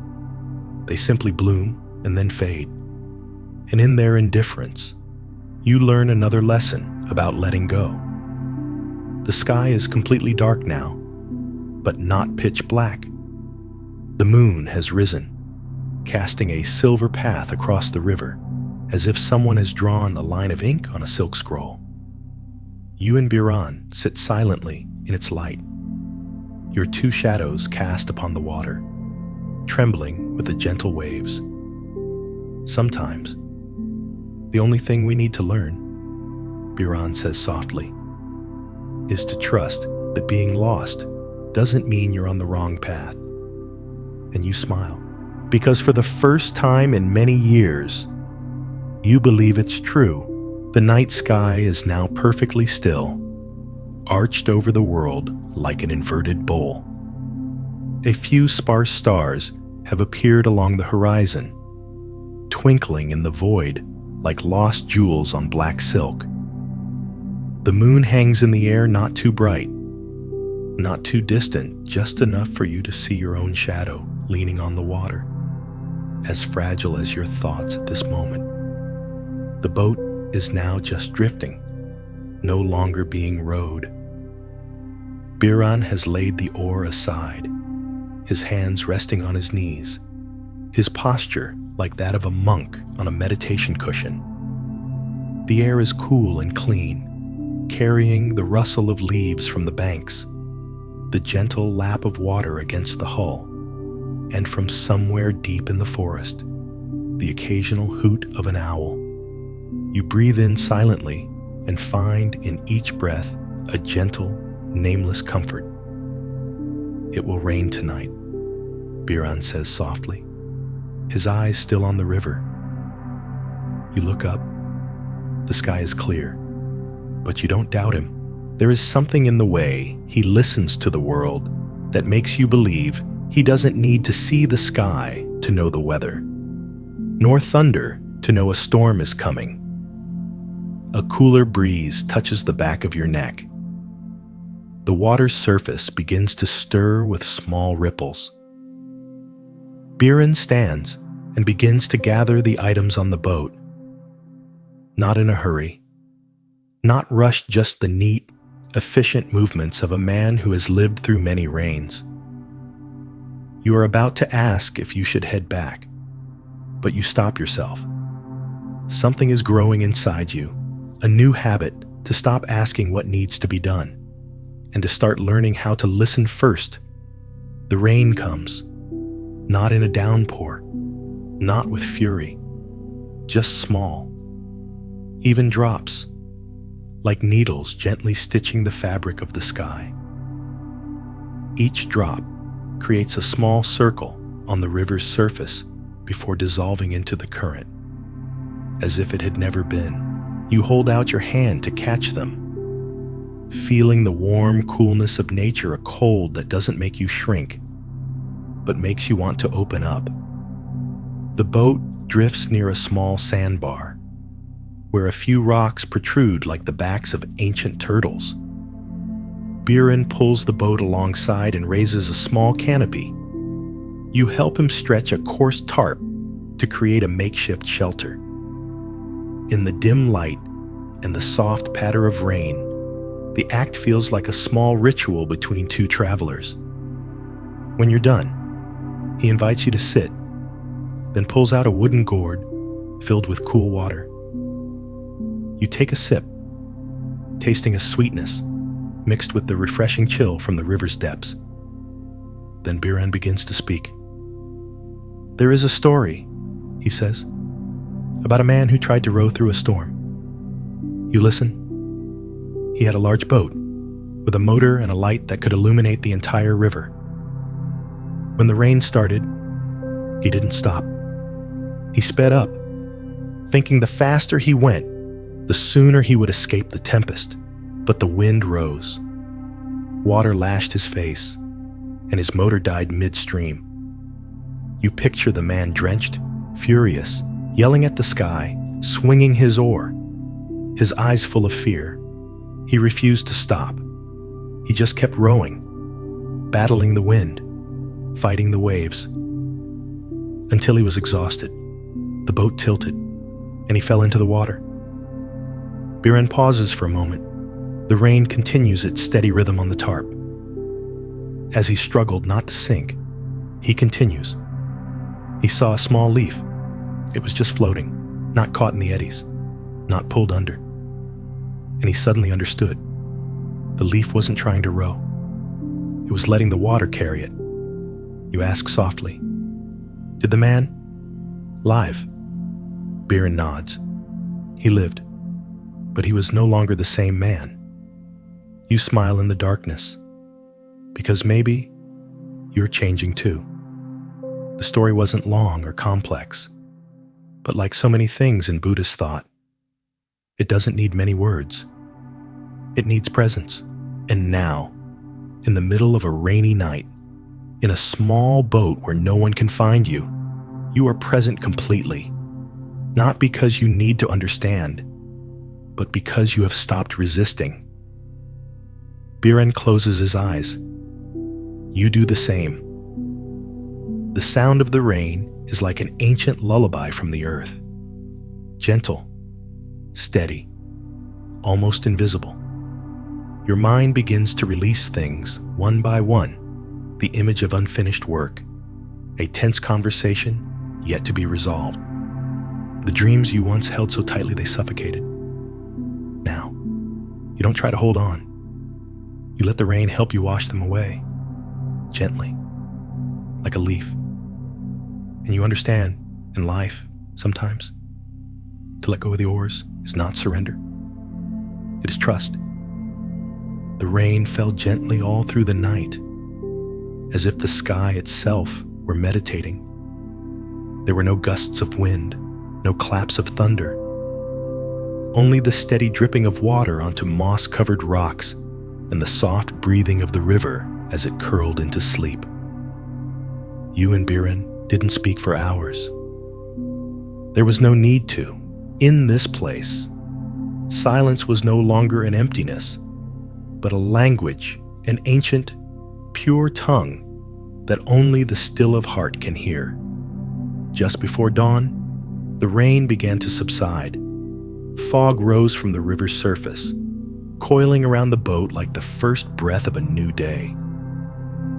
You reached out and touched the mist, and for the first time, you felt it clearly.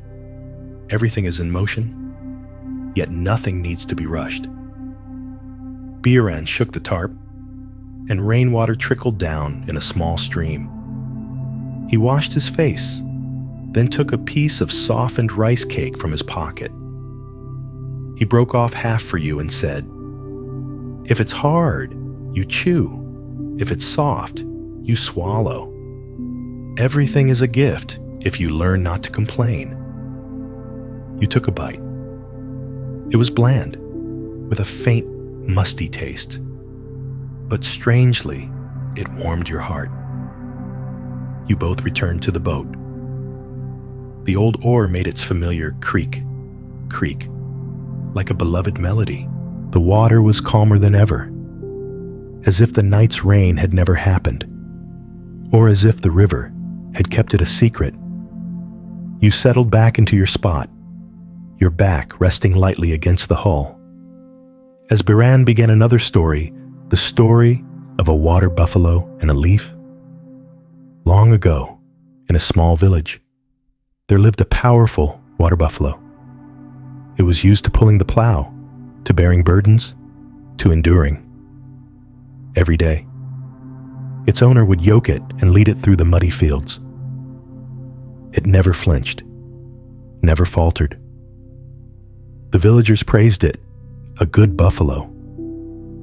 One day, while plowing under the hot noon sun, it looked up and saw a leaf floating gently on a canal. The leaf glided along, never getting stuck in the mud, never being trampled, with no one to steer it. And for the first time in its life, the buffalo stopped. It stood motionless in the middle of the field, not because it was tired, not because it was hungry, but because it wanted to. Its owner shouted, "Beat it," cursed it, but the buffalo just stood there. Its eyes followed the leaf until it disappeared from sight.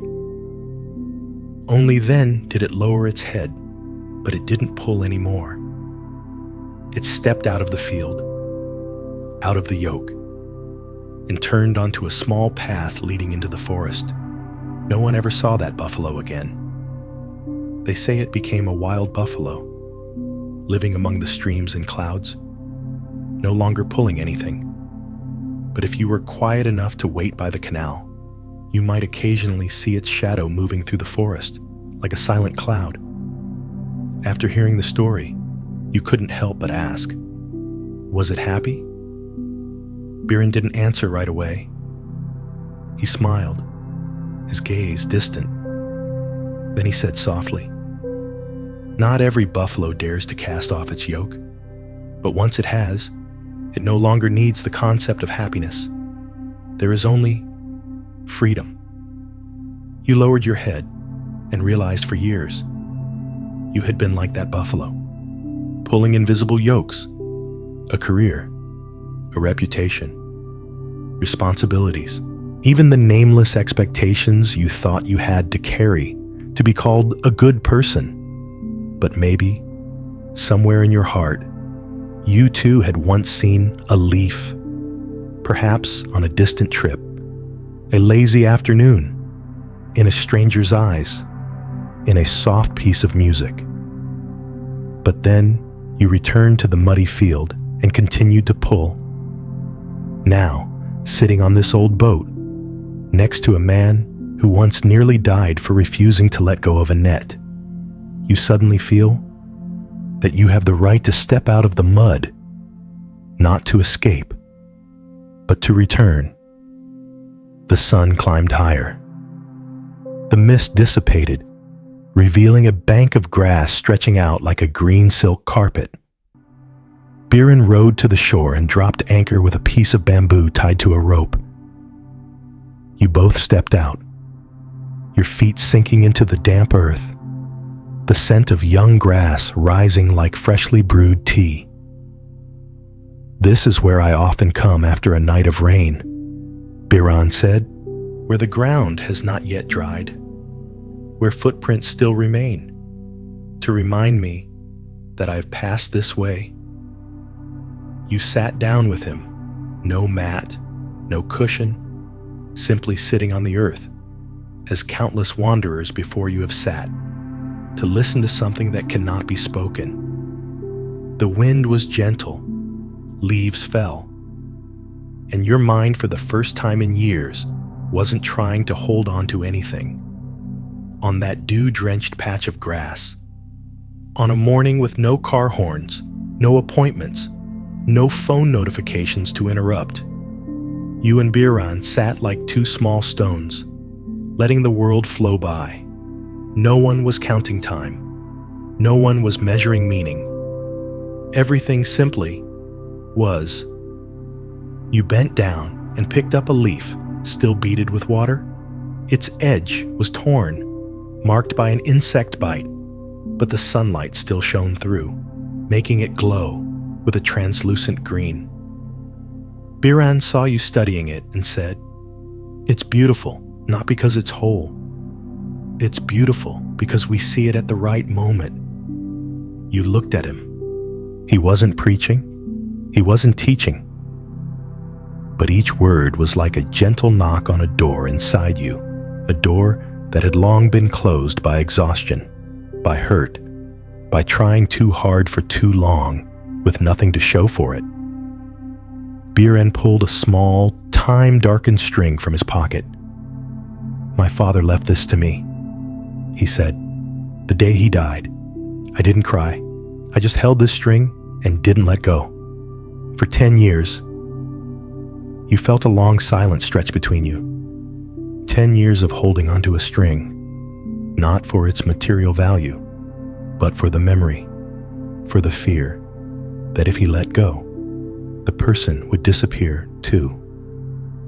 Then one day, he continued, I dropped it in the water.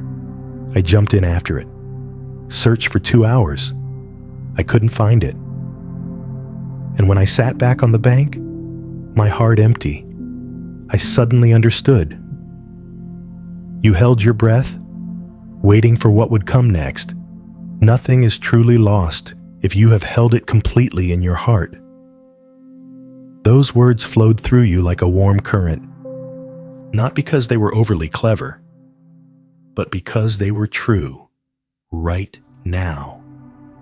You thought of the people you had lost, maybe to death, maybe to distance, maybe to misunderstandings with no chance for clarification.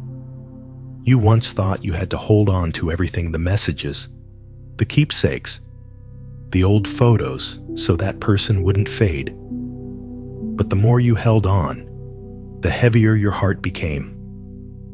And eventually, like Biran, you were left with an emptiness you didn't know whether to fill or to let float away. Just then, he stood up. "Would you like to visit my father's grave?" he asked. You nodded. The two of you left the grassy patch and followed a small, moss-covered dirt path. Birds chirped. The air, rich with the smell of rain-soaked earth and wild plants, felt like a watercolor painting, where each brushstroke was a footstep, and each empty space was a place for the soul to rest. The grave was on a small hill, covered in grass, no headstone, no incense or candles, just a single, smooth river stone placed neatly at its head with an old coiled rope around it, like a private symbol. Biren sat down, not with clasped hands or whispered prayers. He simply placed a leaf on the grave and said softly, "I know how to let go now, Father."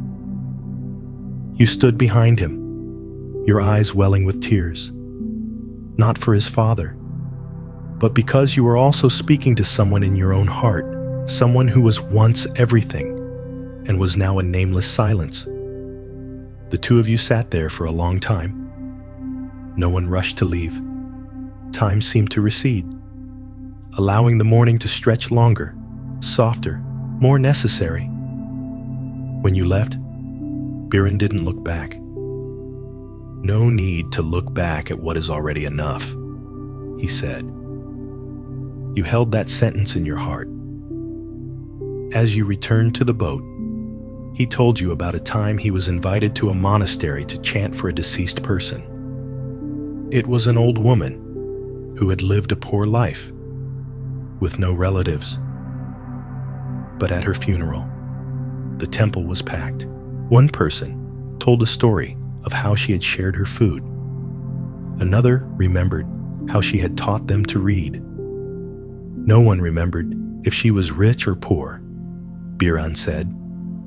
They only remembered that she knew when to let go, to help someone else grasp something. You smiled softly, because you understood that old woman, though poor, was richer than anyone who had ever held on too tightly. By the time the boat drifted back onto the main river, the sun was bright. The water was like a mirror, reflecting a soft blue sky. The wind carried the scent of earth, of grass, of things simple yet pure. Biren turned to look at you. He didn't ask anything. He didn't say anything.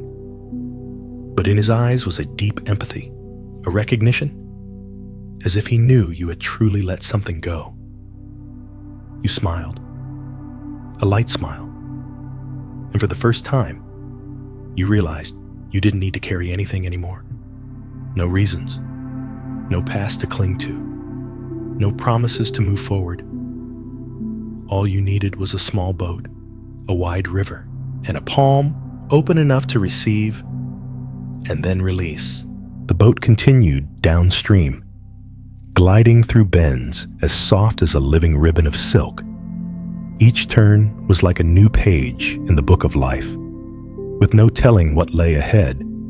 But strangely, you were no longer afraid. You leaned against the gunwale, trailing your hand in the water. The small ripples spreading from your fingertips were like thoughts, widening in circles before disappearing into the vast whole. Your mind, like the morning river, was empty yet full. Biren rowed more slowly, his gaze quietly searching the new water for something old. You asked what he was thinking. He didn't answer right away. Just looked toward the bank, where the figure of a man in saffron robes sat motionless beneath a wild Bodhi tree. You asked, "Who is that, my teacher?" Biran replied, turning the oar to guide the boat closer. "He doesn't live at the monastery anymore. He sits here." The man looked old and frail, his shoulders thin, his back slightly stooped, his hands rested on his knees, his eyes half closed. No one could know what he was thinking, or if he was thinking at all. He just sat. And strangely, his very sitting made the space around him extraordinarily still. The wind seemed to soften. The birds fell silent. Even the sound of the oar became quieter, as if afraid to disturb a dream he was sitting in the middle of. Biren moored the boat and stepped ashore. You followed. You both sat a short distance from the monk, without calling out, without greeting. You just sat. Time passed. You don't know how long. Maybe 10 minutes. Maybe an hour. But you didn't need to know, because you no longer felt like you were waiting for anything. Then suddenly, the monk opened his eyes. No surprise. No hurry. Just an opening of the eyes, as gentle as the wind turning over a leaf. Effortless, without purpose, without expectation. He looked at Biran and smiled. "You're still breathing," the monk said. His voice was soft and deep, like a whisper aged by thousands of long meditations. "I still don't know how to live." "Teacher," Biran replied, "to know you are breathing is to be alive." The answer was like a pebble dropped into your heart. It made no splash, but it sank deep. You had thought that living was about doing something great, achieving, overcoming. But maybe to live is simply to be breathing and to know that you are. The monk turned to you. His eyes asked nothing, but you saw in his gaze a warm light, like a small sun hidden behind a thin cloud. He asked you, "What did you come here to find?" You were about to say, "Peace," the ability to let go, an escape. But then you fell silent, because you knew that everything you were searching for was already present. You didn't need to speak, and the monk didn't wait. He closed his eyes and resumed his sitting, like a piece of music yet to reach its chorus. Biran joined his palms and bowed deeply. You did the same. You both returned to the boat in silence. Once seated, you glanced back. The monk was still there, his back still straight. The wind blew again, but it seemed that, deep down, the wind was no longer passing over a body, but through a mind that was no longer bound. Biran said quietly. He once had a noisy past. He was a man who loved to argue, to prove himself right. One day, he meditated in the middle of the market, just to protest the noise. But as he sat there, he realized the noise wasn't out there. It was in his own head. You nodded gently. You understood. You, too, had once thought that other people were the source of your frustration, that your job was the root of your stress, that the world was the reason you couldn't slow down. But in truth, all the noise came from within you. The boat drifted on. Your eyes remained on the receding figure of the monk. But this time, you didn't feel a sense of distance. You felt that you were there. Perhaps you don't need to wear saffron robes. You don't need to renounce the world. You just need to sit still, right where you are, and breathe, and be aware that you are still breathing, and so you are still alive. Noon approached. Sunlight filtered through the canopy of leaves, creating dappled circles that danced on the water. The wind wasn't strong, just enough to make the reeds along the bank sway gently, like invisible hands brushing against your soul. Your boat with Biran turned into a smaller tributary, a less traveled path. Arches of bamboo covered the waterway, and the light that filtered through the green leaves cast down streaks of gold. It felt as if you were entering another world, peaceful, ancient, and untouched by the bustling life outside. A little girl often comes here, Biran said, his eyes on a clump of banana trees. Every day she brings her basket to the river, but she's never caught a single fish. You were curious. Then why does she keep coming? Because she doesn't come to catch fish. He smiled faintly. She comes to watch the water, to wait for the fish to appear. But if they don't, she's still happy. They stopped the boat at a small patch of land. You stepped out first, your feet sinking into the cool, soft mud. In the distance, a little girl was sitting on a large rock, her empty woven basket beside her, her hair in a lopsided ponytail, her feet dangling and swinging to a silent rhythm. When she heard you, she turned, her eyes clear and free of any worry. "Hello, Uncle," she chirped upon seeing Biran. "No fish again?" Biran asked. "Nope," she beamed. "But the water is beautiful today." You followed her gaze. It was true. The water was crystal clear, perfectly reflecting the blue sky, the falling bamboo leaves, and your own eyes looking back at you. "The first time I met her," Biran said, "I thought she was clueless. An empty basket, dirty hands, covered in mud. But when I asked, 'Don't you feel like you're wasting your time?' she replied." He looked at the little girl, giving her a nod. She answered shyly, but clearly, "Not all fish need to be caught. Some fish just need to be seen." You heard those words, and your heart quivered. How many times in your life have you approached a person, a project, a place, only with the desire to get, to keep, to possess, and when you didn't get what you wanted, you felt sad, disappointed, and thought it was all a waste. But now, with just a few words from a child by the river, you suddenly understood some things don't need to be caught. They just need to be witnessed. Sitting beside the girl, you began to tell her about the fish you had tried to catch a failed exam, a former love, a career dream that was left unfinished. She didn't understand everything, but she listened intently, occasionally nodding like a tiny Zen master. Biran sat behind you, not interrupting, just observing. It was as if he were seeing his younger self, a man who had also strived, forced, and fought with life, only to realize that everything that comes has its reason, and so does everything that leaves. The girl suddenly stood up, picked a large leaf floating near the bank, placed it gently on the water, and then splashed water behind it, creating small waves. The leaf floated with the current, slowly circling a lotus stem before disappearing around a bend.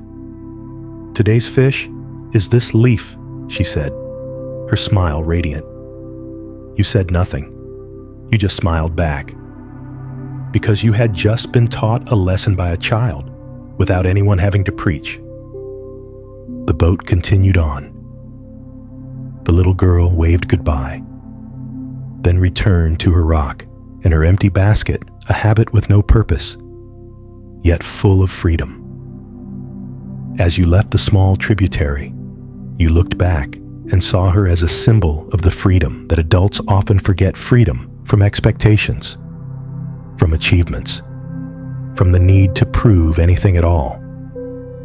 Biren spoke, "Don't measure a day by the number of fish you catch. See how many times you smiled that day." You nodded, and you realized you had probably smiled more today than in the entire past month. The boat returned to the main river. The midday sun was a soft gold, like a mother's gentle gaze. The sky was cloudless. Everything seemed to stand still, just so you could quiet down and ask yourself, does your basket need to be full to be called a success? Or is an empty basket with a light heart its own kind of fulfillment? The sun was high. The river's surface glinted with light like fish scales, shimmering so brightly you had to squint. But unlike the harsh glare of the city, where light can be blinding, here it was gentle, enveloping. It was like a transparent umbrella sheltering your heart, reminding you that not everything brilliant has to be scorching. Biren let go of the oars, allowing the boat to drift with the current. No clear direction, yet not lost. He turned to you, as if searching for a sign on your face. Maybe a worry line that had faded, a less anxious gaze, or a smile you didn't even realize you were wearing. You felt different, but you couldn't name what that difference was. Just lighter. The boat drifted into a part of the river where the water was deeper and the current a little swifter. It was here at a bend, once known as the Turn of Fortune, that Biren had lost what many fishermen dream of: a fish so large it nearly capsized his boat. That was the first time I clearly saw the nature of greed, he recounted. You sat still, your eyes wide, partly out of curiosity, partly because you, too, had lost your catch many times, but you never thought that loss could teach you anything. That day, he said, I didn't need to go out. We had enough fish at home. But I heard the villagers talking about a great fish that had just appeared. Someone saw it thrash so violently, it swept away a bamboo fish trap. So I went. You could imagine his eyes then burning, eager, full of desire. The feeling of waiting for a big break that, if seized, would change his life forever. And I saw it.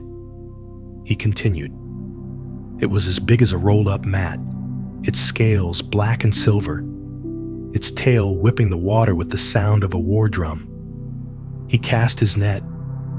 The fish was caught, the net strained, the boat tilted. His heart pounded like a frantic drum. I couldn't think anymore. I just wanted to pull it in. I tied the rope to my wrist and pulled with all my might.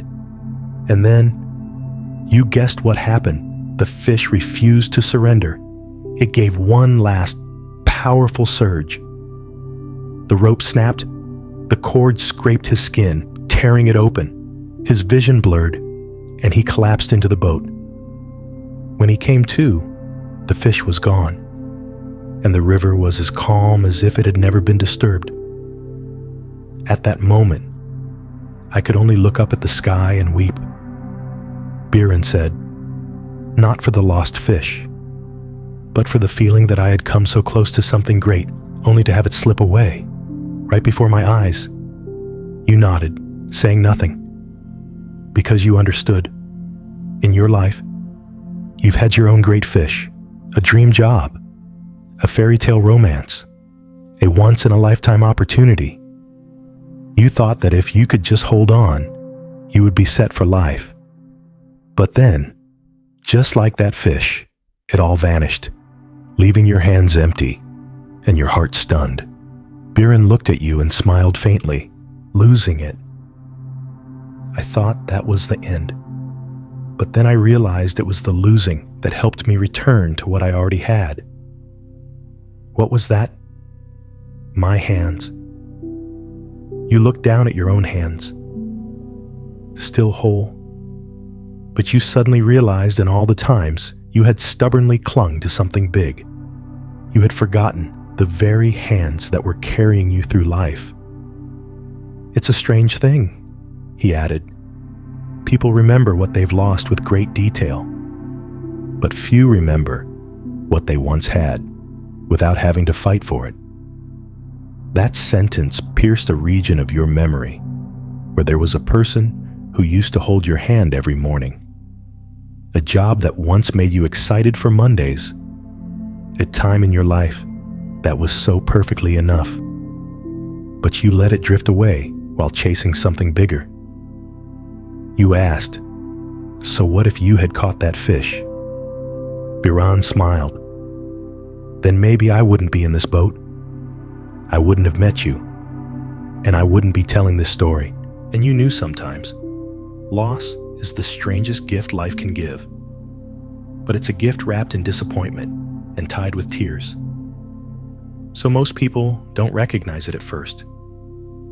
The boat continued its gentle glide, leaving no wake. You sat silently, your hand trailing in the water, letting the current flow through your fingers as if it were washing away a part of your past. A white egret flew overhead, slow and graceful, like a brush stroke on the canvas of the quiet sky. Biran watched it and said, "Don't call it a failure. Call it a lesson that hadn't arrived yet. It will come back. When you're no longer clenching your fists so tightly." You smiled because you understood. So what if the fish was big?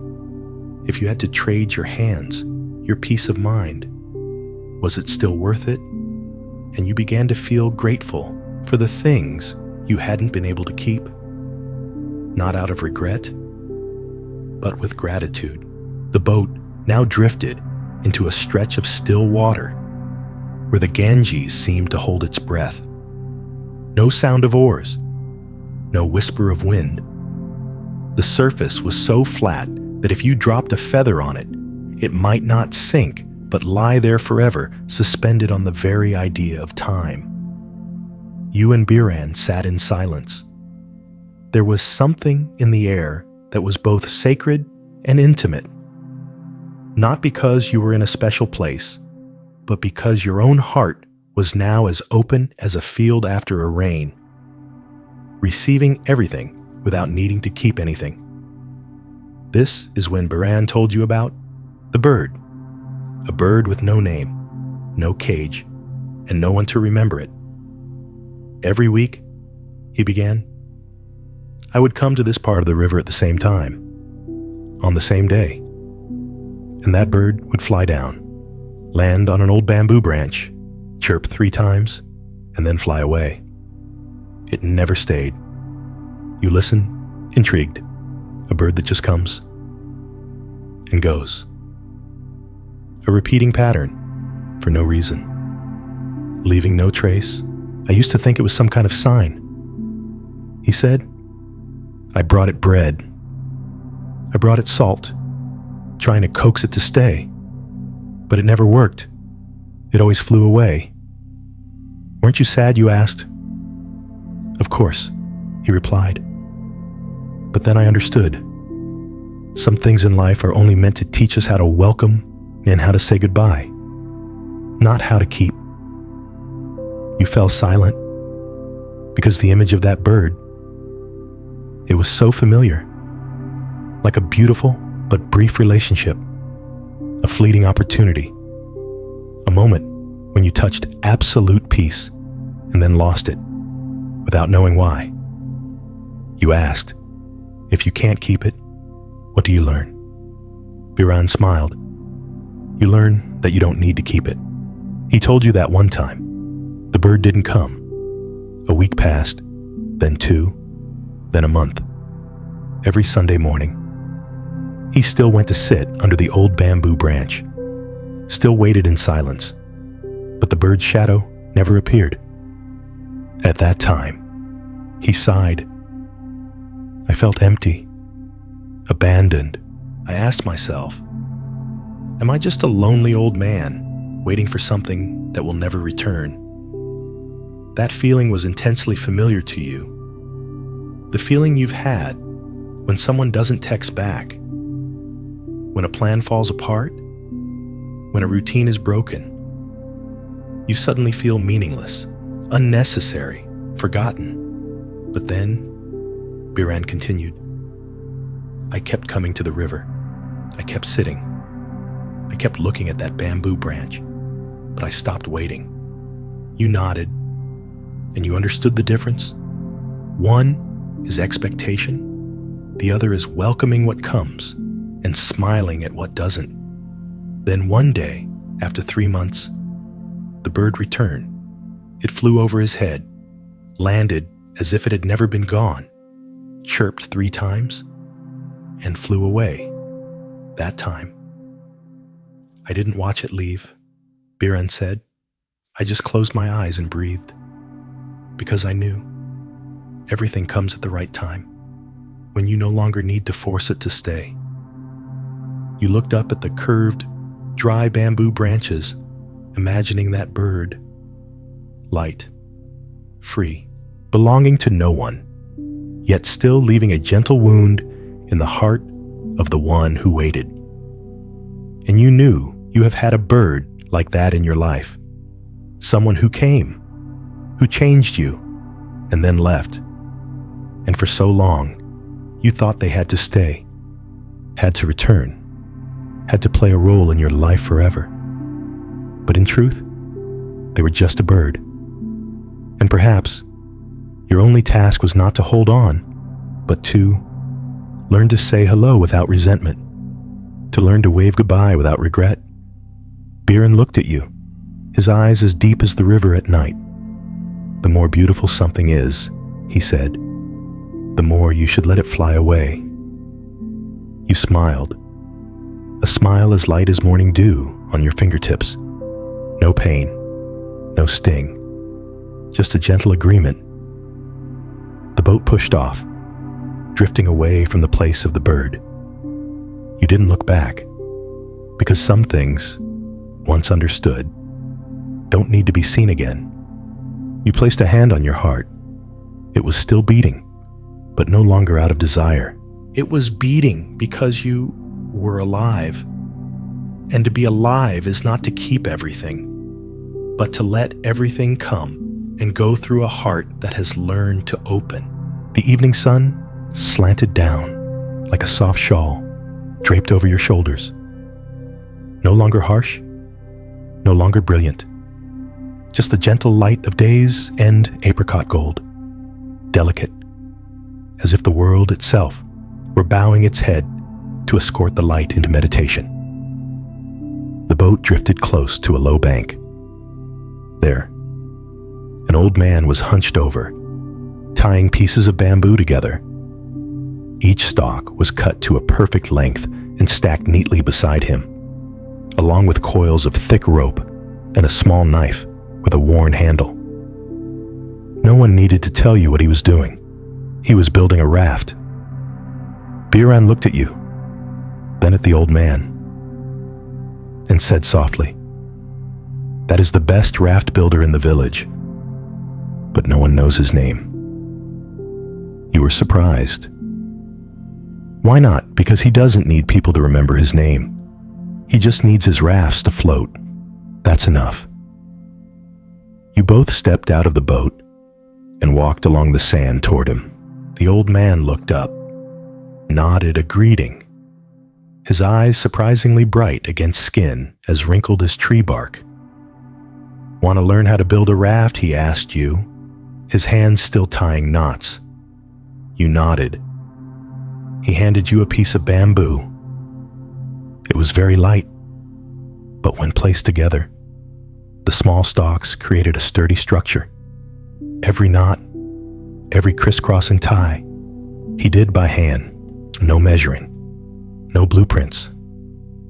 It was as if every detail was already etched in his memory, a silent scripture of a lifetime. "This raft," the old man said, "is not for going anywhere. It's just for crossing the river." You were puzzled. "So what do you do after you cross?" "You leave it behind." You froze. "You just throw it away." "Not throw it away. You leave it there for the next person who needs it." Biren smiled. The first time I heard him say that, I cried. You looked down at the raft taking shape. The pieces of bamboo, if left alone, would drift away, flip over. But when bound together in the right way, with the right rope, in the right direction, they could carry a person to the other side, just like the pieces of a life. The separate parts, the unfinished stories, the unspoken sorrows. If you know how to tie them together with gratitude and compassion, you can go very far. When I was young, the old man continued, I used to build rafts and bring them home. I'd display them in the yard. I called them achievements. But then they would rot, slowly. And I realized a raft isn't made to be kept. You looked at Biran, and he nodded, just like teachings, just like people. You understood. Some things are only meaningful when you use them to get across. But after you have crossed, what you need to do is let go. You suddenly remembered all the rafts you had kept, a relationship you had moved past, but still clung to out of fear of emptiness. A title you no longer held, but still recounted at every gathering, as if you couldn't bear to leave it behind. An old accomplishment that had faded, but you still used it to prove something in the present. Anything you use but don't let go of, the old man said, will become a burden. You were silent because you knew a raft is only for crossing the river. You don't need to carry it home. The afternoon deepened. The sky began to turn a purplish blue, reflecting smoky waves on the water's surface. You and Biran helped the old man launch the raft. It floated effortlessly, weightless. No sail, no motor. It would drift with the current, as all things should. The old man waved goodbye, without sentiment, without instructions, like a man accustomed to living with a mind that does its best, then lets the wind carry it away. Biran said quietly as you returned to the boat, our lives are like that raft. Maybe we've carried someone across the river. Maybe we've been the one being carried. But eventually, the time comes to leave the shore and leave that raft behind. You sat in the boat, watching the raft drift into the distance, shrinking like a blurred line on a page. And you thought maybe I, too, was once a raft in someone's life. And maybe now is the time to let go. No regret, no resentment, no forcing it. Just the knowledge that you got that person to the other side. The boat turned into a narrow stretch of river where the water was clearer, stiller, and time itself seemed to slow down. On both sides, old bamboo groves brushed against each other in the light wind, creating a rustling sound like the whispers of ancient things. There was no one else on the river, just you, Biren, and the current that continued to flow without demand, without clinging, without reason.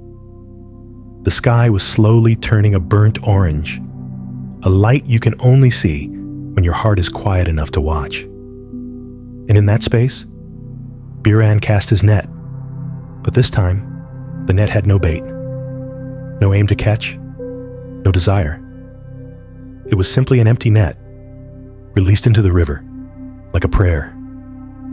You looked at him and asked softly, aren't you trying to catch anything?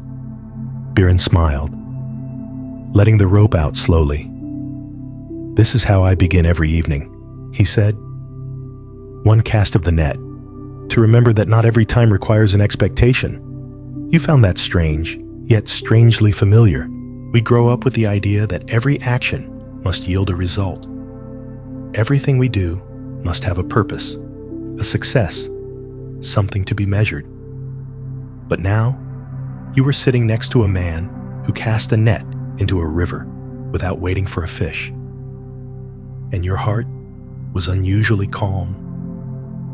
A long time ago, Biren continued, when I was young, I used to get angry when I pulled up an empty net. Each time was a time to blame the river, the sky, life itself. But then I realized the pain wasn't from hunger, but from my inability to receive nothing and still be grateful.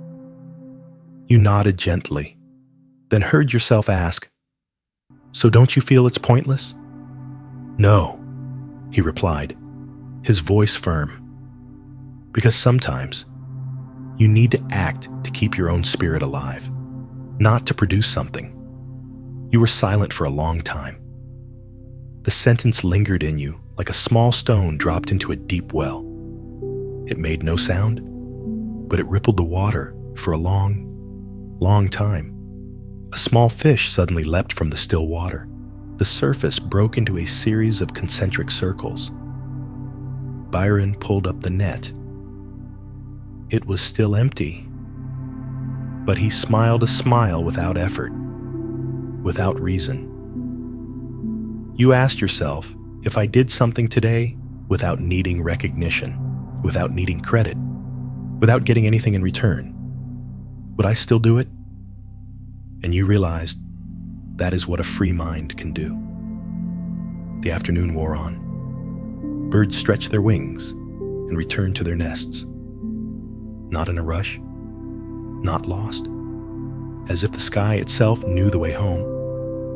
Biran began to gather his net, coil by coil, his hands as gentle as if stroking an old memory. You asked, "Do you cast an empty net like this every day?" "Yes," he nodded. "And not just to remember to let go, but to teach myself that the absence of a result is not failure. It's no longer being needed." You sat still, and you felt in your heart the desire to cast something down too. Not to receive anything back, not for anyone to see. Simply as a small ritual with yourself, you closed your eyes, imagining your hand holding a net. Inside it were the names of people you had tried to keep, the words you couldn't forget, the missed appointments, the misunderstandings, the old, worn-out hopes. Then you slowly opened your hand, gently, not letting go in a hurry, but letting them fall on their own. A breeze blew past, your hair fluttered, and you knew you had just let go of more than you thought. Biren looked at you, not asking, but he knew, because your eyes had changed. "Someone once asked me," he said, "if I just keep casting an empty net, what is so alive about that you waited for the answer?" I said, "Because I don't live to accumulate, but to become lighter." That wasn't a philosophy. It was a truth, distilled from thousands of empty nets, from tens of thousands of unanswered hopes, and from the final moments when he still sat down, still cast his net, and still smiled. The sky darkened. It turned a deep indigo. The first stars began to appear, twinkling like a reminder it's time to rest. But you didn't feel the need to stop, because there are journeys that don't require a destination. All you need is to sit still and learn to become lighter each day. The net was now coiled neatly. It lay beside the oar, a lesson stored away, with no need for display. You sat beside Biran, the two of you watching the river darken. Nothing more was said, because sometimes silence is the deepest way to understand. And you knew from now on you would have your own days of casting an empty net, not to catch anything, but to remember that you no longer need to. It was late. The sky was strewn with stars. each point of light shimmering like a kind eye watching you from afar. The river's surface was black, yet not dark, but deep and silent. A silence that allowed you to hear your own heartbeat, a silence that let you know all the hurry in the world was no longer necessary. The boat was no longer drifting. Biran had anchored it with a bamboo pole pushed into the riverbed, and the two of you sat there, breathing with the river, the wind, and the chorus of frogs calling to the night. You asked him, "Why don't you go home?" Biran answered without turning his head, "I am already home." You smiled. Perhaps you understood. This wasn't an outing. It wasn't a lesson. It was a journey home to the home within. Biran rested his head on a coiled net. "When I was young," he said, his voice low, "I thought that to live was to keep as much as possible. Keep money, keep people, keep meaning. But the older I get, the more I see that to live is to gradually let go. To let go until there is nothing left. Only then is the heart truly full." You looked at him. He was no longer a fisherman, no longer a storyteller. He was a man who had traveled far into himself and returned with the most precious silence of a lifetime. "Do you see the river?" Biran continued. "It doesn't speak, doesn't resist, doesn't compete, but it carries the whole world through it." You looked at the inky water, the small ripples spreading with each passing breeze, and you understood you could be like the river. No need to fight, no need to win. Just flow in your own current, and don't try to hold what doesn't belong to you. "I'm not going out on the river tomorrow," Biran said suddenly. You were surprised. "Why not?" "It's enough. Just 2 words, but they held a lifetime. My net is torn in many places." He smiled. "My hands shake now, but that's not why I'm stopping. I'm stopping because I've already caught the most important thing." You asked, "What is that, myself?" Your heart seemed to settle on a long, low note. Some people spend their whole lives trying to catch something outside of themselves. Fish, fame, love. But in the end, if they have never sat down and looked at themselves, they are still hungry. You didn't speak. You just bowed your head because you realized you were full. Not full from achieving anything, but because you had touched a quiet place inside yourself. A place that, for so long, the noise of life had hidden. As the night deepened, the wind grew as gentle as a mother's hand. Biran closed his eyes, sitting as still as a wooden statue carved from meditation. You looked at him, then down at your own 2 hands. They were still whole, but now you knew to use them to cherish, not to possess. You felt you wanted to say something, but instead, you just placed your hand gently on the water's surface, a small gesture. But in your heart, it was a ceremony. You didn't need anyone to witness it. You didn't need anyone to understand. Because for the first time, you weren't doing something for the world to see. You were doing it for you. And now, as the river returned to its gentle slumber, and the stories had drifted away like small fish leaving the net, you sat in the boat and felt something very light, very deep, very real. You hadn't caught anything, but you had released so much. The missed chances, the incomplete things, the things you once thought were forever. They no longer weighed on your heart, because now you understood nothing is forever. And that very fact is the greatest gift life gives to those brave enough to let go. You took a deep breath, not rushed, not full, just enough to feel that you were still here, still breathing, still alive, but no longer the same person. A night bird called softly in the distance. You followed the sound as if bidding farewell to a final guest. Then you closed your eyes. The image of the boat, the river, the moonlight, the net, and the fisherman beside you slowly dissolved into the darkness, like a beautiful dream that needed no explanation. You don't have to understand everything. You just need to know that everything is flowing right on time.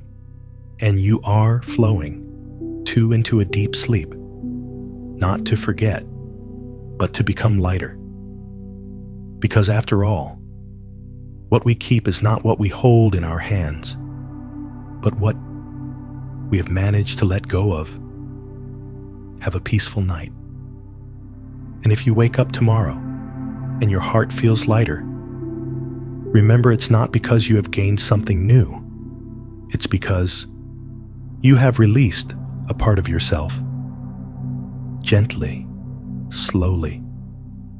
The way an old fisherman casts his net upon the water and waits for nothing at all.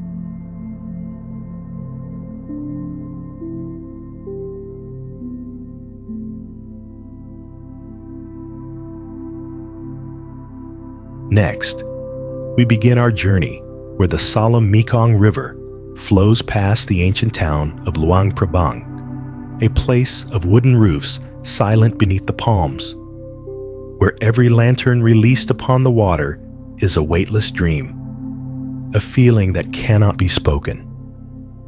The wine-red sunset pours slowly onto the water's surface, like wet oil paint on an unfinished canvas. The wind whispers through bamboo groves, and the faint, echoing chimes of a distant temple linger, like a memory that refuses to sleep. You have just arrived, the scent of wood smoke and late-day sun clinging to your shoulders, as the first lanterns are lit by the townspeople, waiting to drift away with their small prayers. You walk slowly through a narrow, stone-paved alley where lanterns crisscross overhead like stars hung by red thread. The soft slap of a local's sandals passes by. The scent of jasmine wafts from a bamboo basket left casually by a door. Time moves differently here. No rushing, no forcing. Each moment is a warm cup of tea you haven't finished. Across the way is a simple wooden house, its window slightly ajar, revealing a soft yellow light, like a delicate egg yolk. You touch the door, worn smooth by the years, and knock lightly. No one answers, but none is needed. The door is unlocked. You push it gently open. Inside, an old man sits in the middle of the room alone, among dozens of finished lanterns drying on bamboo frames. He doesn't look up, but his hands gently turn a lantern as if cradling someone's unfinished dream. The sound of rice paper brushing against his fingertips, the quiet clink of metal against bamboo. It is all a slow symphony of patience and intention. You don't need to say anything. Neither does he. A small bamboo stool sits beside him, left empty, as if he has been waiting for you all along. You sit, and the night begins not with sound, but with a silence so comfortable that no words are needed. You sit there for a long time, with no sense of how much time has passed. There is only the sound of a bamboo broom sweeping the floor, soft as the rustle of silk, and occasionally the wind outside making the unlit lanterns tremble. You begin to notice every lantern here is different. Not in color or size, they share the same simple, round shape, in a pale red or egg yolk yellow, but in the feeling they evoke. One seems to whisper of something distant. Another carries an unspoken sadness. Another is as joyful as a child playing hide and seek under the moonlight. though they have never been lit. You can feel in every line of paper a piece of the maker's soul. And you know that here. You are not just witnessing someone make a lantern. You are witnessing someone remake himself, one lantern at a time. The old man stops his work, looks up, and meets your eyes for the first time. His gaze isn't exactly gentle, nor is it stern. It is like the eyes of an old cat who has seen too many rainy seasons. They know everything, need to say nothing, and accept all things as they are. Now, come and see, he says softly, then rises slowly and walks toward the back room. You follow, your steps feeling as if they are entering another world. The back room is narrower but brighter. In the middle is a long table covered with a clean white cloth. On it, dozens of rice paper sheets are neatly stacked. A bundle of thin bamboo strips has been carefully shaved, and a small jar of glue rests next to a pair of worn scissors. The faint scent of paste, like freshly cooked rice, mingles with the fragrance of old paper, making you feel as comfortable as if you were in the heart of an old dream. Sit. Try, he says. You sit, your hands still clumsy. He gives you a pre-assembled bamboo frame and points to the paper. Choose a piece, he says. Don't think too much. The hand chooses first. The heart follows. You obey. Your fingers touch a sheet of pale yellow paper. It isn't the most beautiful, not the most even, but perhaps it is the right one for this moment. You begin to paste. The glue sticks to the paper. The paper hugs the bamboo frame. Everything is soft, fragile, as if you are stitching sunlight into a cloud trap. Your hands tremble, smearing the glue, wrinkling the paper slightly. You look at him, worried, but he only smiles, says nothing, and you continue. A beautiful lantern, he says, as you finish the first layer, doesn't need to be perfect. It only needs to be sincere. You nod, though you don't fully understand, but a weight in your chest lifts. It feels as if, for the first time in your life, you are doing something not to prove a point, but simply to be. The light in the room fades with the setting sun. Bamboo shadows stretch across the wall, looking like a forest waiting for the wind. Outside, children's laughter erupts, then fades into the sound of the temple bell marking the evening chant. You realize you have been here for a long time, but you no longer care to know how long. People make lanterns, the old man says, to illuminate something, not for the eyes, but for the heart. He hands you a small candle and places it inside the lantern you've just finished. Then he takes out a lighter. Now, light it, but don't let it be just a flame. You light the candle. The flame flickers, then stands firm. Light shines through the thin rice paper, creating a soft, round glow. You look at your lantern, wrinkled and uneven, and it feels as warm as a mother's hand holding her child on a cold night. To make a lantern, he says, is to learn to hold without possessing, to light it, and then to let it go. You look at him. Go where to the place where all things come from and then depart. Outside, the sky is completely dark. You hear the river water lapping against the shore. A slow, steady rhythm, like the breath of an old man sleeping soundly. He stands up, takes a wooden pole, and hangs the lantern you made on a string from the eaves of the house. It sways, gently, as if it doesn't need anyone to see it to know it is beautiful. Your eyes sting, not from emotion, but from something you can't name. as if a piece of your past has been placed in that flame and is now drifting away, without needing to look back. He turns to you, as if he has read your thoughts. "Tomorrow," he says, "we will take these lanterns to the river, and we will release them." You nod, not knowing why your heart is beating so slowly. As if tonight, you have just learned something, not from a book, not from a lecture, but from the dim light of a paper lantern, swaying in the quiet night.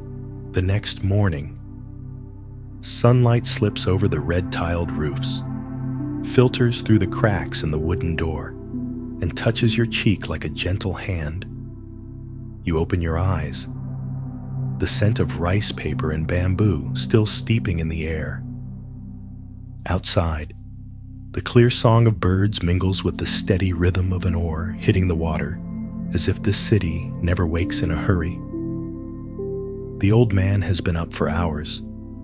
When you step onto the porch, he is folding a piece of paper larger than usual. Beside him is a new lantern, a strange one. Not round, not even. It looks like a small boat, capable of carrying something far away.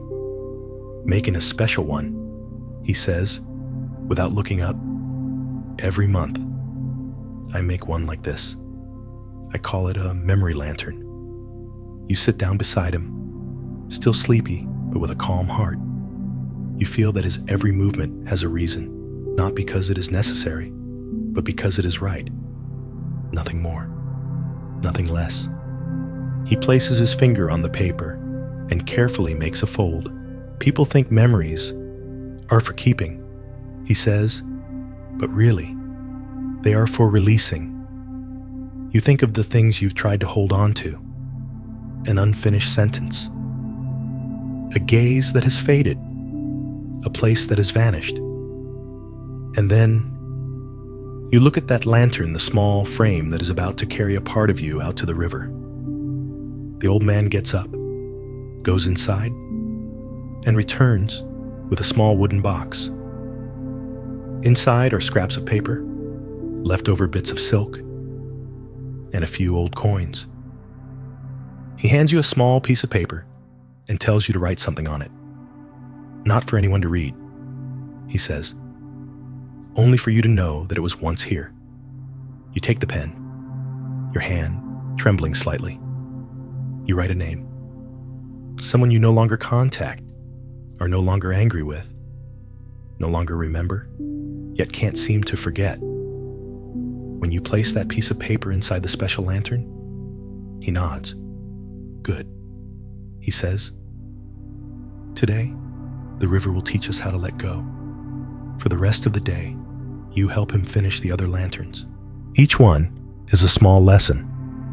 One is made of rough, old paper, but when lit, it shines brighter than the expensive kind.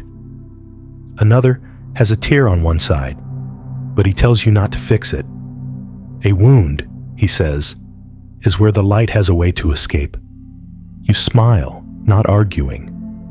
Why argue with something that sounds so sad, so beautiful, and so true? In the afternoon, when the sun has not yet set, but the sky has turned the color of honeyed tea, you and he carry the lanterns to the riverbank. A small boat is waiting. In it is a boy of about 12, dressed in a brown shirt, his head shaved.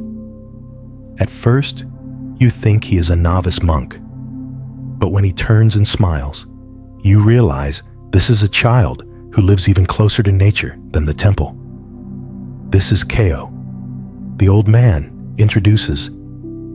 Not his real name, but it's what everyone calls him, because I always help him pull the lanterns, the boy says, his voice bright. "You," the old man, and Keo climb into the boat. The afternoon river breeze glides across your collar like a cool, comforting hand. On the water, small waves look like hundreds of feet walking toward infinity. He takes each lantern and carefully lights it. The flame never burns fiercely. It dances as if whispering. You do the same. And this time, you don't tremble. You understand your hand isn't just touching paper, wax, and fire. It is touching the very thing you are ready to leave behind. Your memory lantern is the last to be released. When you place it on the water, it wobbles slightly, as if hesitant. But then, it stabilizes and floats away.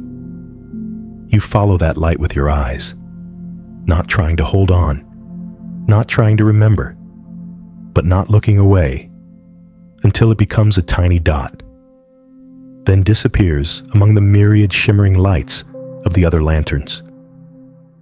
The old man looks at you, saying nothing, but his gaze is another lesson. Not every lantern will reach the other shore. He finally says, some will sink, some will go out, but the most important thing is that it was released. You nod, this time a deep nod. Inside you, something settles. It isn't quite tears, but a small, sufficient understanding. As the boat turns back, you look at the river. It continues to flow, never looking back, never clinging. And you know, from that moment on, you will learn to be like the river. Returning from the riverbank, you feel remarkably lighter, as if you've taken off an invisible backpack you'd been wearing for years. On the walk back, the old man says nothing. Ko just hums a Lao folk song you don't understand. But the melody is so pleasant you don't want it to end. Night falls again. In the small neighborhood, lanterns hanging in front of homes twinkle like fireflies. People begin to clean up their stalls, close their doors, and retreat from the noise. All that remains is the chirping of insects and the faint sound of a stringed instrument from an upper floor somewhere. When you return to the lantern shop, you step inside as if you had never left. Just yesterday, this place was a stranger's house. Now, every crack in the wooden floor, every unfinished lantern dangling from the eaves, feels familiar. The old man pulls out a stool for you and brings 2 cups of hot tea. The delicate scent of chrysanthemum rises like a thin vapor, seeping into the silence between you. Some people, he begins, his voice as soft as the wind through the bamboo walls, come here just to make one lantern. But then they realize it is they themselves who need to be put back together. You are silent. The words touch something deep inside. You're not sure if you've been put back together yet, but at least you know you're beginning. He pulls open a small drawer and takes out a leather-bound notebook with worn corners. Inside are dozens of lantern designs in all shapes and sizes, from the simple to the elaborate. Some are as round as a full moon, some as long as a canoe, some as small as the palm of a hand, and others so large they couldn't possibly be hung. These are drafts, he says, of lanterns that were never made. But tonight, I want to start one of them. You look closer. One drawing is marked with a red circle, a lotus-shaped lantern with 8 petals, each a thin layer of paper stacked like an onion skin. In the center, a small flame is held by an octagonal bamboo structure. It's very difficult, he says. Many layers, many chances for error. But if it can be done, it is as beautiful as a heart that has let go of all its own layers. You see a form of meditation in it, not sitting still with your eyes closed, but using your hands to find your center. You nod. Can I help? He looks at you like a master nods when a student asks the right question. Yes, he says, but this time, your hands will lead mine. The 2 of you begin, One lantern requires cutting the paper 8 times, bending the bamboo 8 times, and applying glue 8 times without leaving a trace. You and he work as if in a dance. Sometimes you cut wrong, and he fixes it.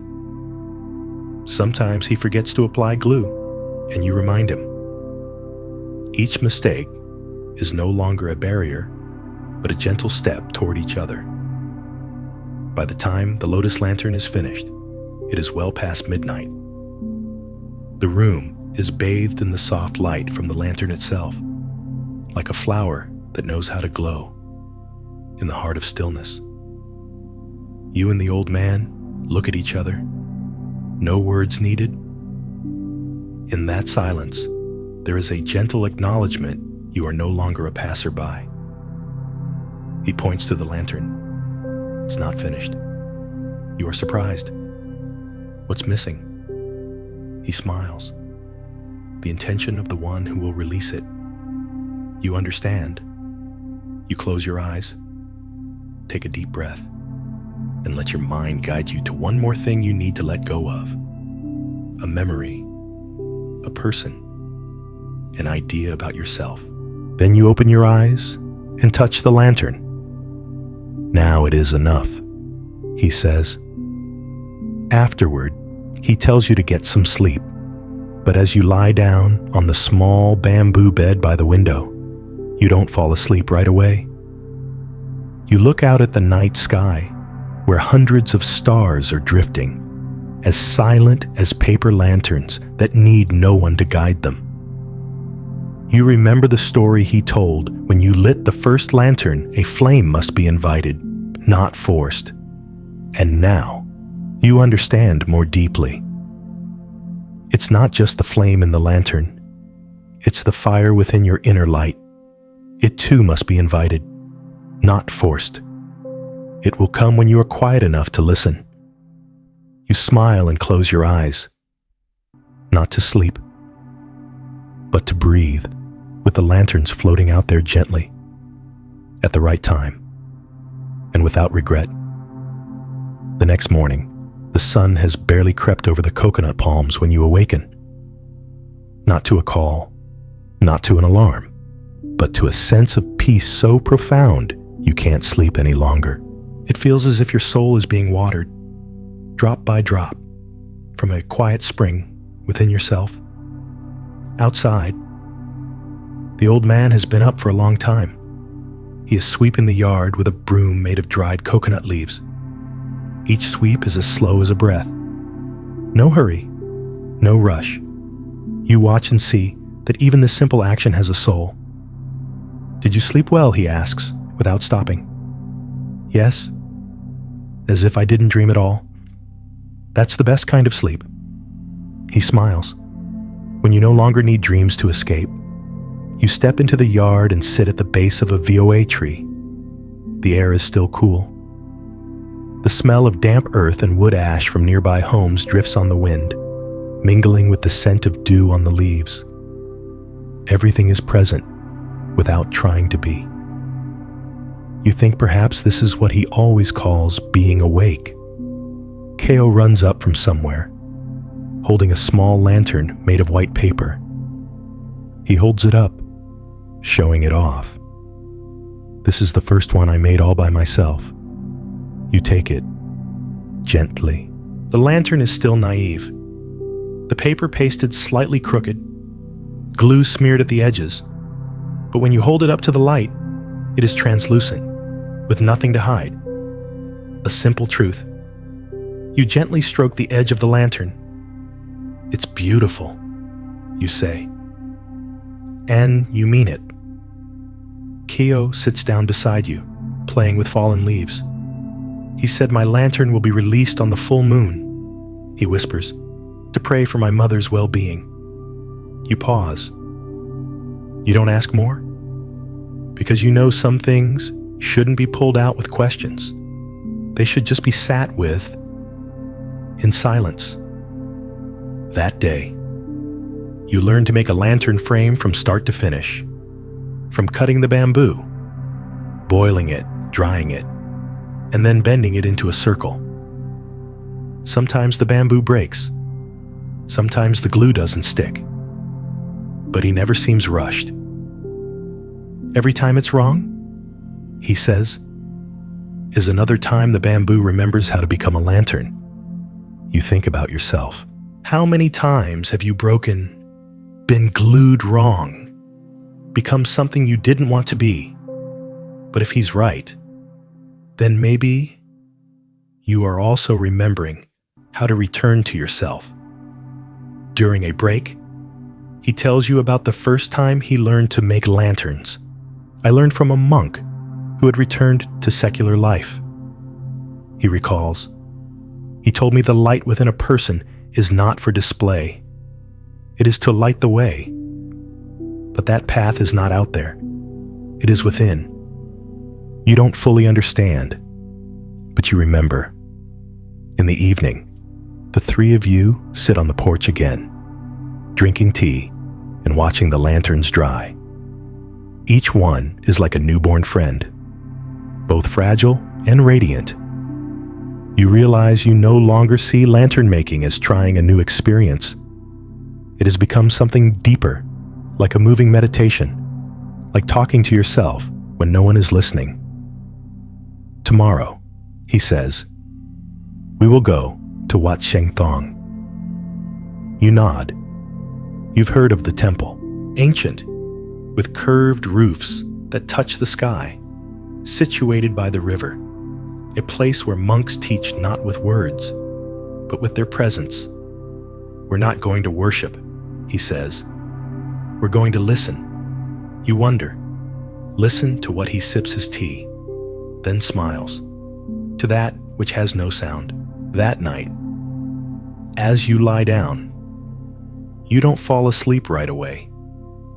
In your mind, images of each lantern appear from the first crooked one you pasted, to the lotus lantern you made with him, to Kyo's pure white lantern, waiting for the full moon.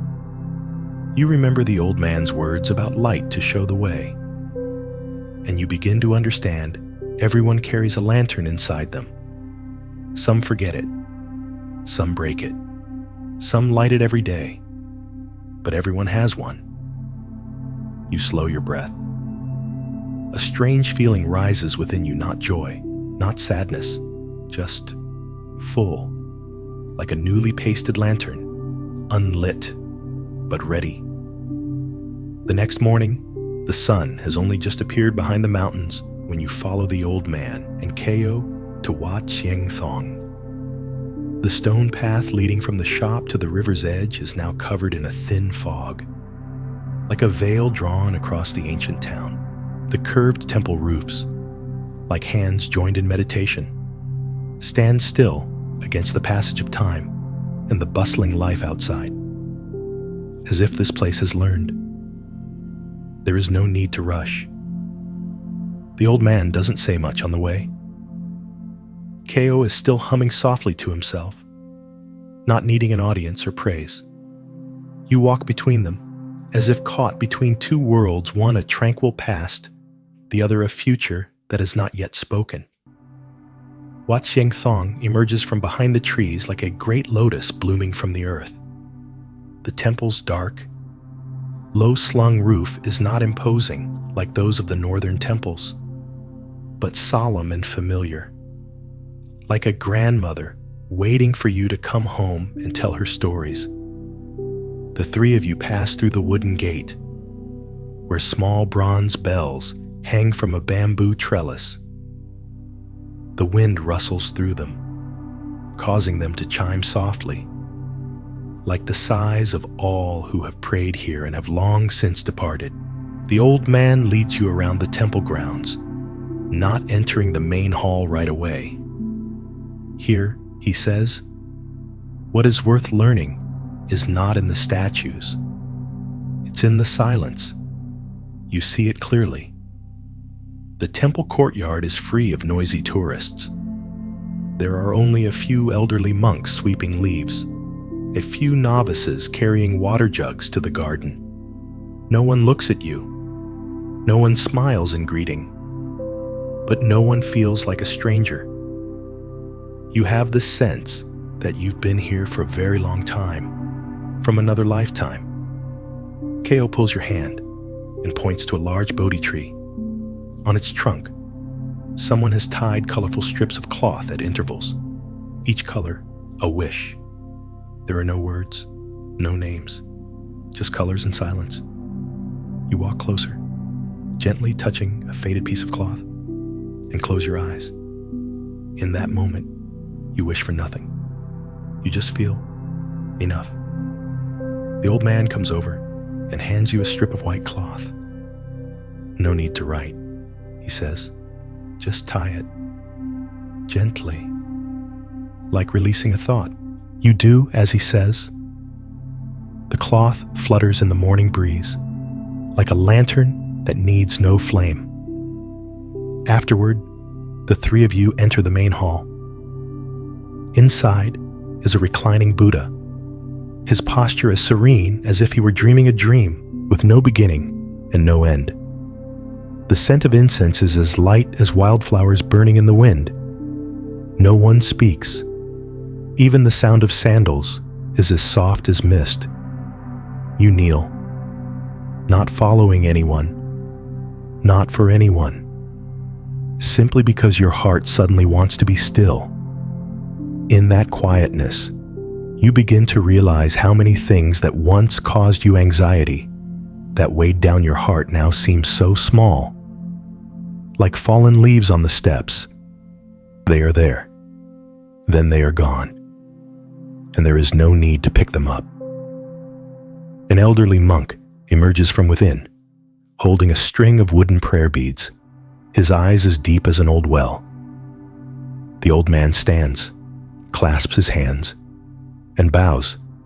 You and Ko do the same. But the monk says nothing, only smiles, nods, and slowly passes by like a wisp of sandalwood smoke. When the three of you leave the temple, you don't feel like you are leaving a sacred place. You feel as if you have just emerged from a place within yourself, a place you had long forgotten. Back at the lantern shop that afternoon, the old man says, "Today, we will not make lanterns." You are a bit surprised, but then you understand. What needs to be done today is to let the heart rest. The three of you brew a large pot of tea. You sit on the porch, watching the clouds drift by. The old man tells a few old stories about his youth when he left his home, when he was angry at the world, when he burned an entire kiln of lanterns because his lover left him. Ko giggles. You smile too, but you are reminded of yourself. How many times had you also burned your lanterns, just because you didn't know where to shine the light? The old man nods, then sips the last of his tea.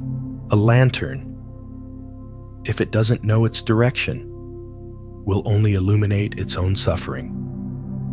You think about that all afternoon, and you begin to see something strange. It turns out that silence can be as nourishing as a full meal. That evening, you take a walk alone by the riverbank. The water reflects hundreds of lights from the houses on both sides. No two are alike. No light is glaring. But together, they are as warm as a mother's embrace on a moonless night. You stand still, listening to the river. It doesn't speak, but you understand. Tomorrow, you will start a new lantern. Not because the old man told you to, not because anyone asked, but because you know it's time to relight yourself. The next morning, while the rooster's crow was still lost in the river wind, you were already sitting at the lantern-making table, alone, holding the first round bamboo frame. No one told you what to do. The old man wasn't beside you, guiding you as before. But strangely, your hands were no longer clumsy. The motions of bending bamboo, folding paper, dabbing glue, flowed like the river, not because you remembered the steps, but because you were no longer afraid of being wrong. You made that lantern in silence, hearing only the rhythm of your heart and the steady breathing of the old wooden house above you. Morning light filtered through the window, casting a web of bamboo shadows on the table, like a painting of life itself, messy, intertwined, yet with its own distinct rhythm. When you pasted the last piece of paper, you didn't smile or cheer. You just looked at it, the way one looks at their firstborn child, loved not for its beauty, but for the sincerity of its creation. Just then, the old man walked in. He didn't look at the lantern first, but at you. "You are no longer a guest," he said. You were taken aback, unsure how to respond. "You have learned how to stay with yourself," he continued, "and the lantern you made has taken on that form." You bowed your head, not out of shyness, but because you knew he had seen what you had never dared to face directly. Kyo ran in from outside, holding a bundle of lotus flowers still wet with dew. "Grandpa, tomorrow is the full moon. Let's make lanterns for the ceremony." The old man nodded. "This time, each of us makes one. No one helps anyone, because some wishes only we ourselves know. You understood? No explanation was needed. It was one of those wordless lessons, like the chime of a temple bell, like the steam rising from brewing tea that only someone who is truly present can hear. That afternoon, you chose your paper. Not the most beautiful kind, nor your favorite color, but the color you felt was closest to you, a pale, tranquil blue, like the sky just after a rainstorm. You remembered the things you had never said aloud, things that had drifted silently within you for years. And then, as you cut the paper, as you smoothed each fold, you felt as if you were cleaning your own heart, the dark corners, the layers of dust, the things you thought you had forgotten. This time, the lantern you made was not perfect. One corner was slightly askew. A trace of excess glue remained, but you didn't fix it. You left it as it was, because you knew the light would pass through those imperfections too. Just as light had shone through your own sad days and never judged. The old man and Keo made their own lanterns as well. The entire wooden shop transformed into a sacred space, needing no bells, no incense. There was only the rustle of paper, the soft snip of scissors, and a comfortable stillness that enveloped everything. That evening, the three of you didn't light the lanterns as you usually did. The house was darker than usual, yet strangely warm. It felt as if the light was being saved for something greater.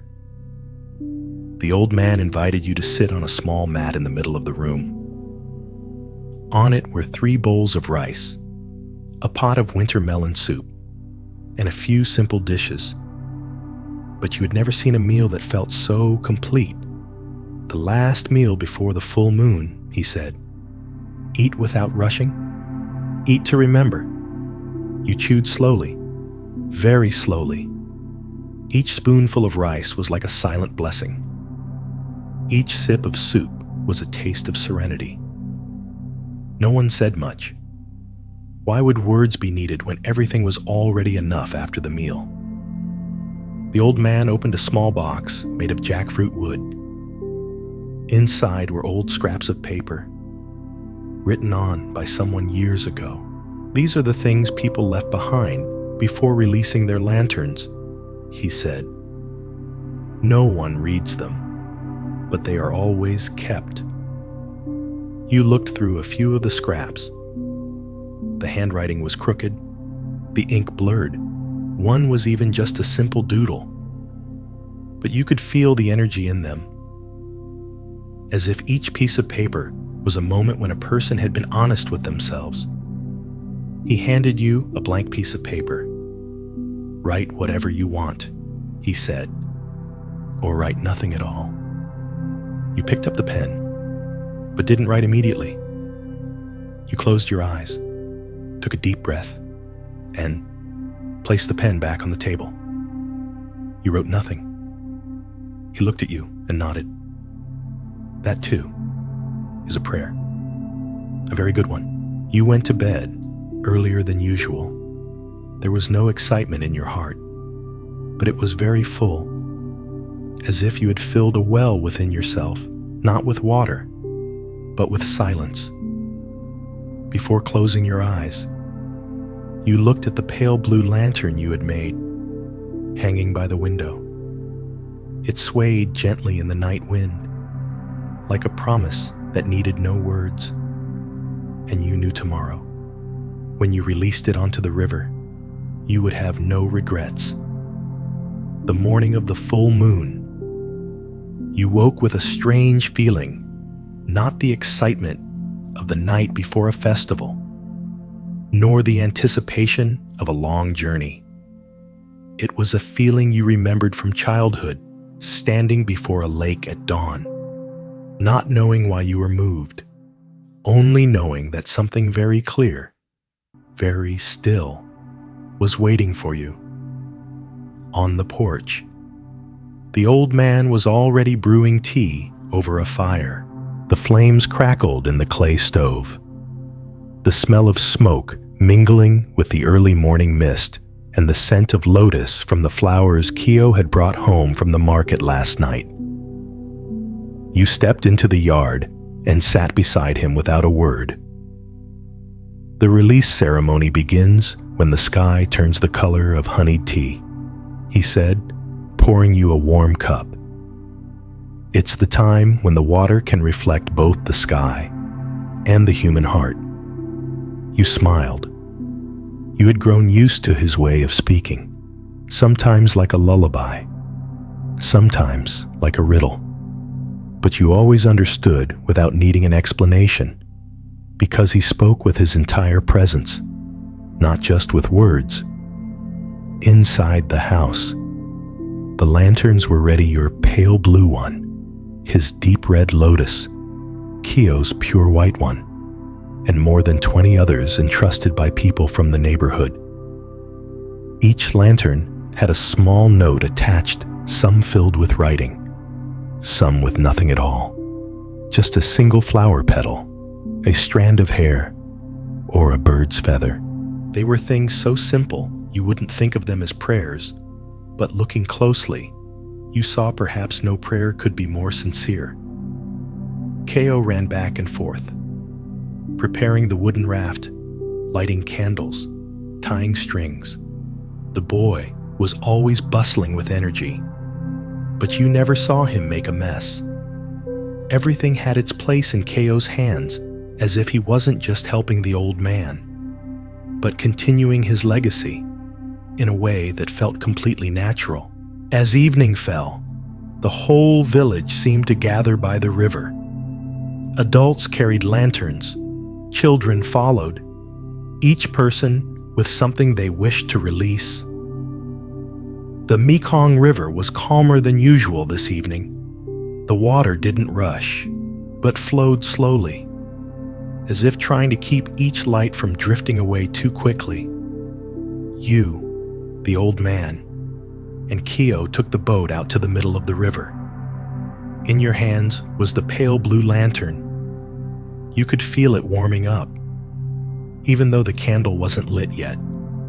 Not from the paper or the wind, but because you were carrying a piece of your truth, one that didn't need to be written down or spoken aloud.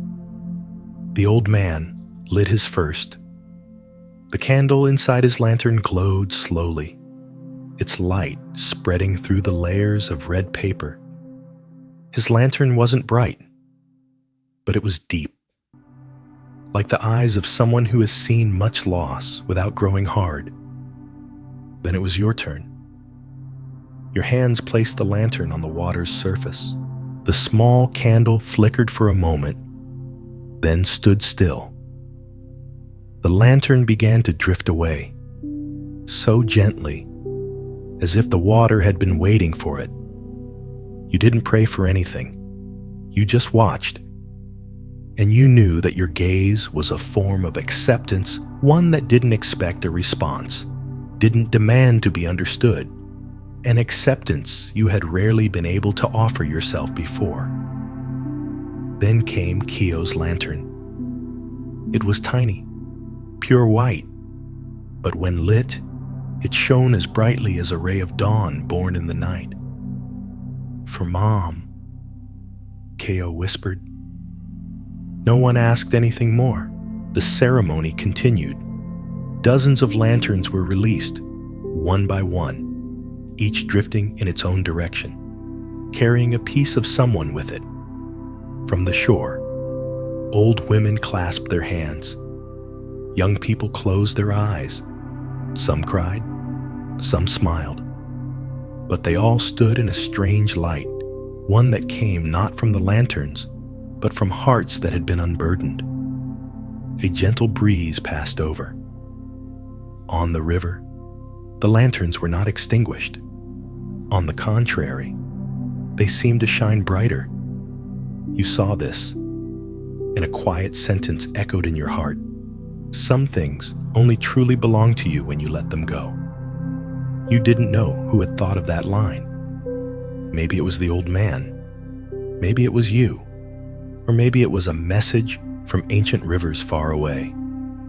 But what mattered was now you understood it. When the boat returned to the shore, night had completely covered the rooftops. The river still flowed, but it no longer carried the whispers of so many confessions. They had been released, gentle, soft, no longer bearing the shadow of a person, but transformed into light, silent and eternal. You turned back to look at the water one last time before leaving the bank. You couldn't see your lantern anymore, but you weren't sad, because you knew that light was now within you. The night after the lantern release was very different. The air in the wooden house felt cleansed by the light and river water from the evening before. The familiar scents of rice paper, dry bamboo, and paste seemed to soften, blending with the smell of incense the old man had lit earlier. The entire space seemed to be breathing with you, slowly and calmly. You sat alone on the porch, holding a cup of tea that had gone cold. No one was urging you to do anything, and there was nothing left waiting to be done. But you didn't feel empty. On the contrary, you felt complete in every moment, as if the very act of needing to do nothing was the most profound action you had ever known. The old man came out from inside, holding a yellowed piece of paper. "Here," he said, "is the first design I ever drew, back when I was just learning. I was so foolish then. I thought a lantern had to be huge, with many layers, to be called beautiful." You took the paper and looked at the faded ink strokes. The drawing was of a massive lantern, with multiple tiers, curved like a castle. It was something both complex and ambitious. "I followed that design exactly," he continued. "And the lantern broke halfway through, not because of a technical flaw, but because it had no heart. You looked up. 'I think it's beautiful,' you said, honestly. 'Yes.' He nodded. 'Beautiful.' Like someone trying too hard to be loved. You fell silent. His words were like a mirror. You looked into it and saw yourself from years ago chasing something you couldn't name, thinking you had to be brilliant, exceptional, just to be worthy of being kept. And now you asked, your voice soft. 'Now,' he said, 'I only make lanterns that fit in my hands. just bright enough for someone to see their path, and just light enough that if the wind blows, it can fly away without fear. You smiled. For the first time, an image formed in your mind being a person. It's like making a lantern. No need to be dazzling, no need to be perfect. Just be bright at the right moment and ready to let go when it's time. Kyo appeared without warning, holding a simple necklace, a small ring of bamboo, no bigger than a button. "I made this from the leftover bamboo yesterday," he said, handing it to you. "It's not pretty, but it's like a tiny lantern you can wear." You took it.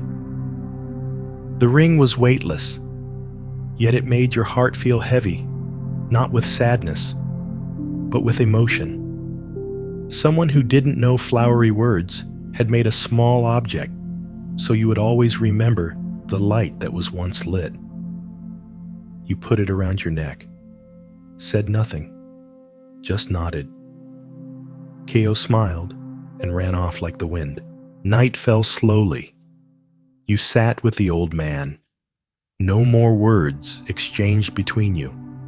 There was only the wind, the scent of incense, and the chirping of insects like an ancient chant. After a while, the old man stood up and retrieved a lantern you had never seen before. It had no color, no decorations, just pure white paper over a round bamboo frame. "This is my last lantern," he said. "I made it many years ago, but have never lit it, because I was waiting for the right person to pass it to." You looked at him, not daring to ask, not daring to guess. "That person," he continued, "is someone who has learned to light a lantern without keeping the light for themselves." You felt your eyes blur. It was unclear if it was from the incense smoke or from some wave of emotion that had just washed over you. "Are you ready?" he asked. You didn't answer with words. You bowed, took the lantern with both hands, and felt the entire house grow still. As if awaiting something sacred, he lit the candle. The flame flickered for a few seconds, then stood firm.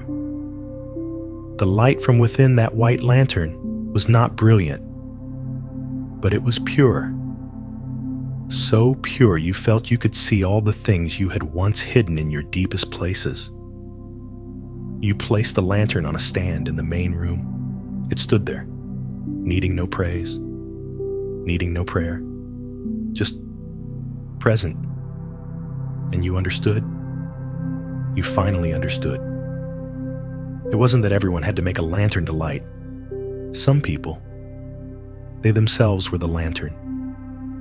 The next morning, you woke to the sound of birds calling the sun from the rooftops and the soft swoosh of a bamboo broom sweeping the yard. But today, something was different. Not the scenery, not the old man or Kyo. It came from within you. You felt a gentle shift inside. It wasn't as clear as an event, nor as loud as a declaration. It arrived like the light at dawn, silent, steady, and making everything clearer. You stepped onto the porch and saw the old man holding the white lantern you had lit the night before, rehanging it in a corner where the sunlight reached just enough. The lantern was still bright, though the candle was out. Perhaps because your heart was bright. Everything around you reflected that same serenity. "I think I will leave tomorrow," you said, your voice quiet but firm. The old man wasn't surprised. He didn't ask why. He just nodded as if it were a natural part of every encounter to arrive, to be present, and then to leave. "To leave is not to depart," he said, his eyes still on the lantern. "It is to carry the light you have found with you." You sat down beside him, sharing a pot of tea. Kyo brought out a few warm, grilled rice cakes, fragrant with molasses, The three of you ate breakfast in silence, occasionally looking at each other and smiling. No words were needed, no explanations. You thought it strange there are places you visit for only a few days, yet they feel like coming home. And there are people you've just met, yet it feels as if you've lived lifetimes together. You did nothing all day. No cutting paper, no pasting lanterns, no cleaning up. You just walked around the village, sat by the water's edge, visited the small market, listened to the calls of someone selling banana cakes, and watched children float bamboo leaves down a stream. The town of Luang Prabang revealed itself to you that day not as a tourist destination, but as a page from a book you had once read in a dream, simple, honest, and slow enough for you to hear your own breathing. You sat for a long time by a vibrant bougainvillea bush. Its petals danced in the wind like stringless lanterns, delicate, free, with no destination. You remembered your life in the city, the rushed days, the goals to be met, the words you wanted to reply with before you had even finished listening. You realized that the very desire to have more had, without your knowing, made you poorer. Now, you sat here with nothing but a bamboo ring around your neck and a lightness in your heart, but you felt strangely rich, rich with time, rich with an understanding of silence, rich because you knew that no light is more precious than the one you light from within. As evening fell, you returned to the lantern shop.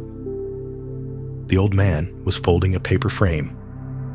Keo was diligently writing on a small card, his handwriting crooked, but sincere. "You're leaving tomorrow," the old man said without looking up. "So tonight, we'll have a farewell meal." You nodded. That evening, he prepared a simple meal, Malabar spinach soup, fried eggs, and a fragrant grilled fish. Nothing fancy, but it was cozier than any lavish party you had ever attended. In the middle of the meal, Keo handed you the card I wrote a poem. It's not very good, but it's real. You read, "One who leaves is not to be far, but to carry a light to their own home star. If we meet again, just pass in quiet, for the light inside will never riot." You smiled, your eyes stinging. Without a word, you bowed your head to thank Keo. In that moment, you knew no matter where you went, you would carry with you something no one could take away, a quiet but profound change in your heart. You didn't sleep that night. You sat by the white lantern, its small candle still flickering as if it had never gone out. You wrote a short line on a piece of paper and placed it under the lantern. "Thank you for teaching me how to stay even as I am leaving." Then you closed your eyes, leaned back onto the bed, and listened to the sounds of the Luang Prabang. Night, the insects, the gentle wind, and a call from deep within you. Very quiet, very distant, but no longer lost. Tomorrow, you would leave, but the light would stay. The next morning, you rose before the sun. A cool breeze from the river blew in, making the bamboo curtains rustle like the gentle call of an old friend. You stepped onto the porch, your sandals shuffling on the floor, feeling as though you were walking on warm layers of memory. In the yard, the old man was already sitting, as if he had never left the spot. The white lantern you had lit the night before still swayed gently. The candlelight was gone, but its form, pure, peaceful, remained intact, a silent witness to what had unfolded within you over the past few days. "Morning tea?" the old man asked, handing you a dew-kissed ceramic cup. You sat beside him, neither of you rushing to speak. You drank slowly, The tea tasted stronger than usual today. It was unclear if he had brewed it stronger, or if your heart was now still enough to taste its deeper layers. You began. "I will miss this place." The old man nodded. "Then you have lived slowly enough." You turned to look at him. His face was the same wrinkles unconcealed, eyes gentle but not weak, and a smile that was never forced. But today, in his gaze, you saw something like a farewell. "A lantern doesn't stay in the house," he continued. "It must go outside. So, the wind knows it exists. You understood. Just like you. You couldn't sit on this porch forever, no matter how much you wanted to. Because light is not just for looking at, it is for illuminating, for guiding, for moving forward." Keo appeared a short while later, holding a cloth bag he had packed for you. He pressed a small object into your hand, an old brass lighter, engraved with a lotus flower. "In case you need to light a lantern," Keo said, his eyes fixed on yours, unblinking. You squeezed his small hand and nodded. Neither of you said goodbye, because you knew in that child's eyes, every meeting could be a return, like a fire that, once extinguished, leaves behind embers, ready to glow again with just a breath of wind. You left the house as the sun crested over the Mekong. The first rays of light shone through the bamboo branches, casting a golden hue on the rooftops and the lantern frames still hanging high above. With every step you took, it felt like shedding an old layer from within the worries, the prejudices, the self-blame, and in its place, a new, open space. You walked through the familiar alleys, where the morning calls of vendors sounded friendly, where old women recognized your face without ever having asked your name. At the small bus station on the edge of town, you turned back to look toward the stone path leading up to the lantern shop. You saw nothing special, just a roof hidden behind trees. But you knew that place was both a stop and a starting point not for anyone else, but for the journey within you. The bus started to move. You leaned your head against the window, your hand still holding the lighter that hung like a pendant around your neck. The wind swept through your hair, across your palms, carrying a familiar scent, part rice paper, part extinguished embers, and part an unspoken promise. You thought about the lessons you had received in those few days, not just from the old man, not just from Keo, but from yourself, from the fact that you had dared to come, dared to stay, and then dared to leave when it was time. You remembered something the old man once said. Some lanterns, once lit, will never go out even without a flame. And you knew the lantern in your heart was that kind of lantern. It wasn't dazzling. It needed no proof. But it quietly guided your way, bit by bit, with every breath, in every small choice you would make from now on. It would remind you to live slowly enough, to shine from within, to let go when you must, and to hold on when it is right. And that you were once a lantern maker. The journey back was a different shape than the one you had taken to leave, not because the scenery had changed, but because the way you saw had the loud noises of the city, the car horns, the shouts, the clatter of shoes on concrete were the same old sounds. But now, they no longer made you anxious or rushed. They just were. And so were you. You returned to your small, familiar apartment, where everything was just as you had left it. The desk with its messy pile of books, the old coffee mug with its stain, the afternoon light slanting through the window to the exact spot on the wall where you used to sit and think for hours. But one thing was not the same. You. You didn't dive for your phone. Didn't immediately turn on your computer. Didn't feel like you were falling behind. Instead, you took the brass lighter from your neck, placed it on the table, and quietly sat down. You opened your suitcase. Among the clothes was the small bamboo ring Ko had made. You slipped it on your wrist, not for show, but as a thread to remind you, live simply. Like bamboo, like a lantern, like someone who knows how to be light, yet stand firm. In the days that followed, you began to rearrange your life, not by changing everything, but by looking at it all as if you were inspecting a lantern you had made every crooked seam, every small tear not to judge, but to understand. You cleaned your room, throwing out things you once thought were essential, and you kept a few items no one else would care about, but which had a soul to you, a note with an apology you never sent, a hastily taken photograph where the person's eyes said 100 things. You rewrote your morning routine, waking up earlier, drinking tea before looking at a screen, lighting a stick of incense, not to worship anyone, but to illuminate your own heart. You started making lanterns, not to sell, not to show off. Just for an hour each evening, you would cut paper, bend bamboo, and sit with yourself in the quiet. The first lantern you made here, it wasn't beautiful. But you weren't sad.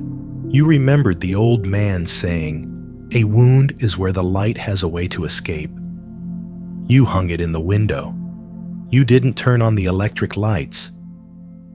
And you realized the light from that paper lantern was enough. One rainy afternoon, you received an email from an old friend, someone who had left without explanation.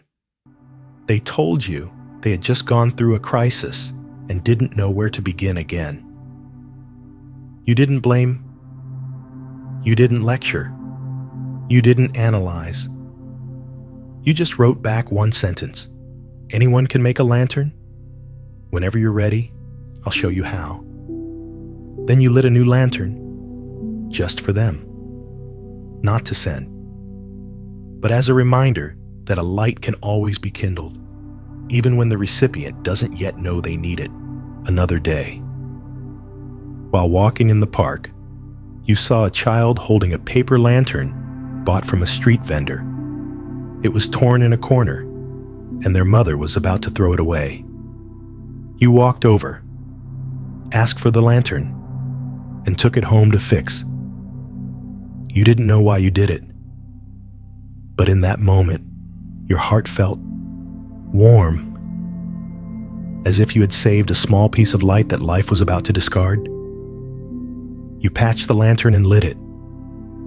The light shone through the old tear, creating a strange, beautiful streak, like a luminous scar. And you smiled. Perhaps every broken lantern, if loved in the right way, will shine with a different kind of light. That night, you sat alone in your unlit room. Before you were 3 lanterns you had just finished. Each one held its own story. You lit the candles. The light from the lanterns drifted across the table, then filled the room. Each small beam touched a corner that had seemed forgotten. You closed your eyes, and in that gentle darkness, you no longer felt alone. Because there, amidst the silence, the paper, the flame, you met yourself once again. Day by day, the light from the lanterns you made began to spread beyond your small room. Not in a physical sense. They weren't sold or hung on the porch for passers-by to admire. They stayed there in your desk, by the window. In the corner, you had turned into a meditation space with a small mat and an earthenware teapot. But you began to realize true light doesn't need to be seen by others to be bright. One morning, there was a knock on your door. It was a young neighbor. She lived alone on the floor above, and you had only ever exchanged polite greetings. But today, her eyes were filled with exhaustion. Holding a cold cup of coffee, she asked, "Are you the one who makes those lanterns?" You nodded, looking at them. "It makes me feel peaceful. Can I just sit here for a minute?" You invited her in. You didn't ask any questions. She sat by the window, where the lantern you'd made from your first failed attempt still swayed in the breeze. The two of you sat in silence, each drinking your own beverage. But the quiet was not heavy. It was like an evening in Luang Prabang, when you, the old man, and Ko sat together, listening only to the crackle of drying lanterns on the bamboo racks. Before she left, she said, "I don't know why I'm sad, but thank you for the light in this room." You nodded. You didn't say, "It's nothing." You didn't say, "Stay strong." You knew that what was needed had already been present, and that was enough. From then on, people would occasionally stop by an old friend passing through, a curious neighborhood child, a motorcycle taxi driver who wanted to see how a real lantern is made. You didn't start a club, open a class, or hang a sign that read, "Lantern Artisan." But the light from that room, it continued to flow, like a river, unforced. You began leaving lanterns in places you visited. One hanging in the small bookstore you frequented. One placed in the old-fashioned cafe where you had your first date. One given to the cashier who always smiled, whether it was a sunny or a rainy day. No one asked you why you did it. And you never explained. You just knew every time a lantern was lit, a part of you became lighter, as if you no longer needed to keep the light for yourself. You were full enough to give it away. One night, during a strong wind, one of the lanterns you'd hung on your balcony was torn from its string and fell. You heard the sound of ripping paper. Instead of feeling sad, you went out and collected the pieces. You didn't try to paste it back together. You gathered them into a wooden box, along with the scraps and mistakes from other old lanterns. On the outside of the box, you wrote it was once bright. You placed it beside the lighter Kyo had given you. And you smiled. Perhaps what is beautiful isn't that a lantern remains intact, but that it was once lit. You also began to write, not to publish a book, just every night, in a journal. You wrote down what you learned from each lantern. Each page was a memory, a question, a nod of understanding. One day, you wrote, "I used to think I had to become a light for others, but now I understand I just need to stop covering the light that is already within me, and anyone who comes close will be able to see their own path more clearly." You closed the journal and placed it on the desk. Then you lit a new lantern. You sat across from it, not to meditate, not to ponder, just to sit with it as you had once sat with the old man on that first night. And you realized you didn't need to go back to Luang Prabang to remember. You didn't need to see the old man again to learn.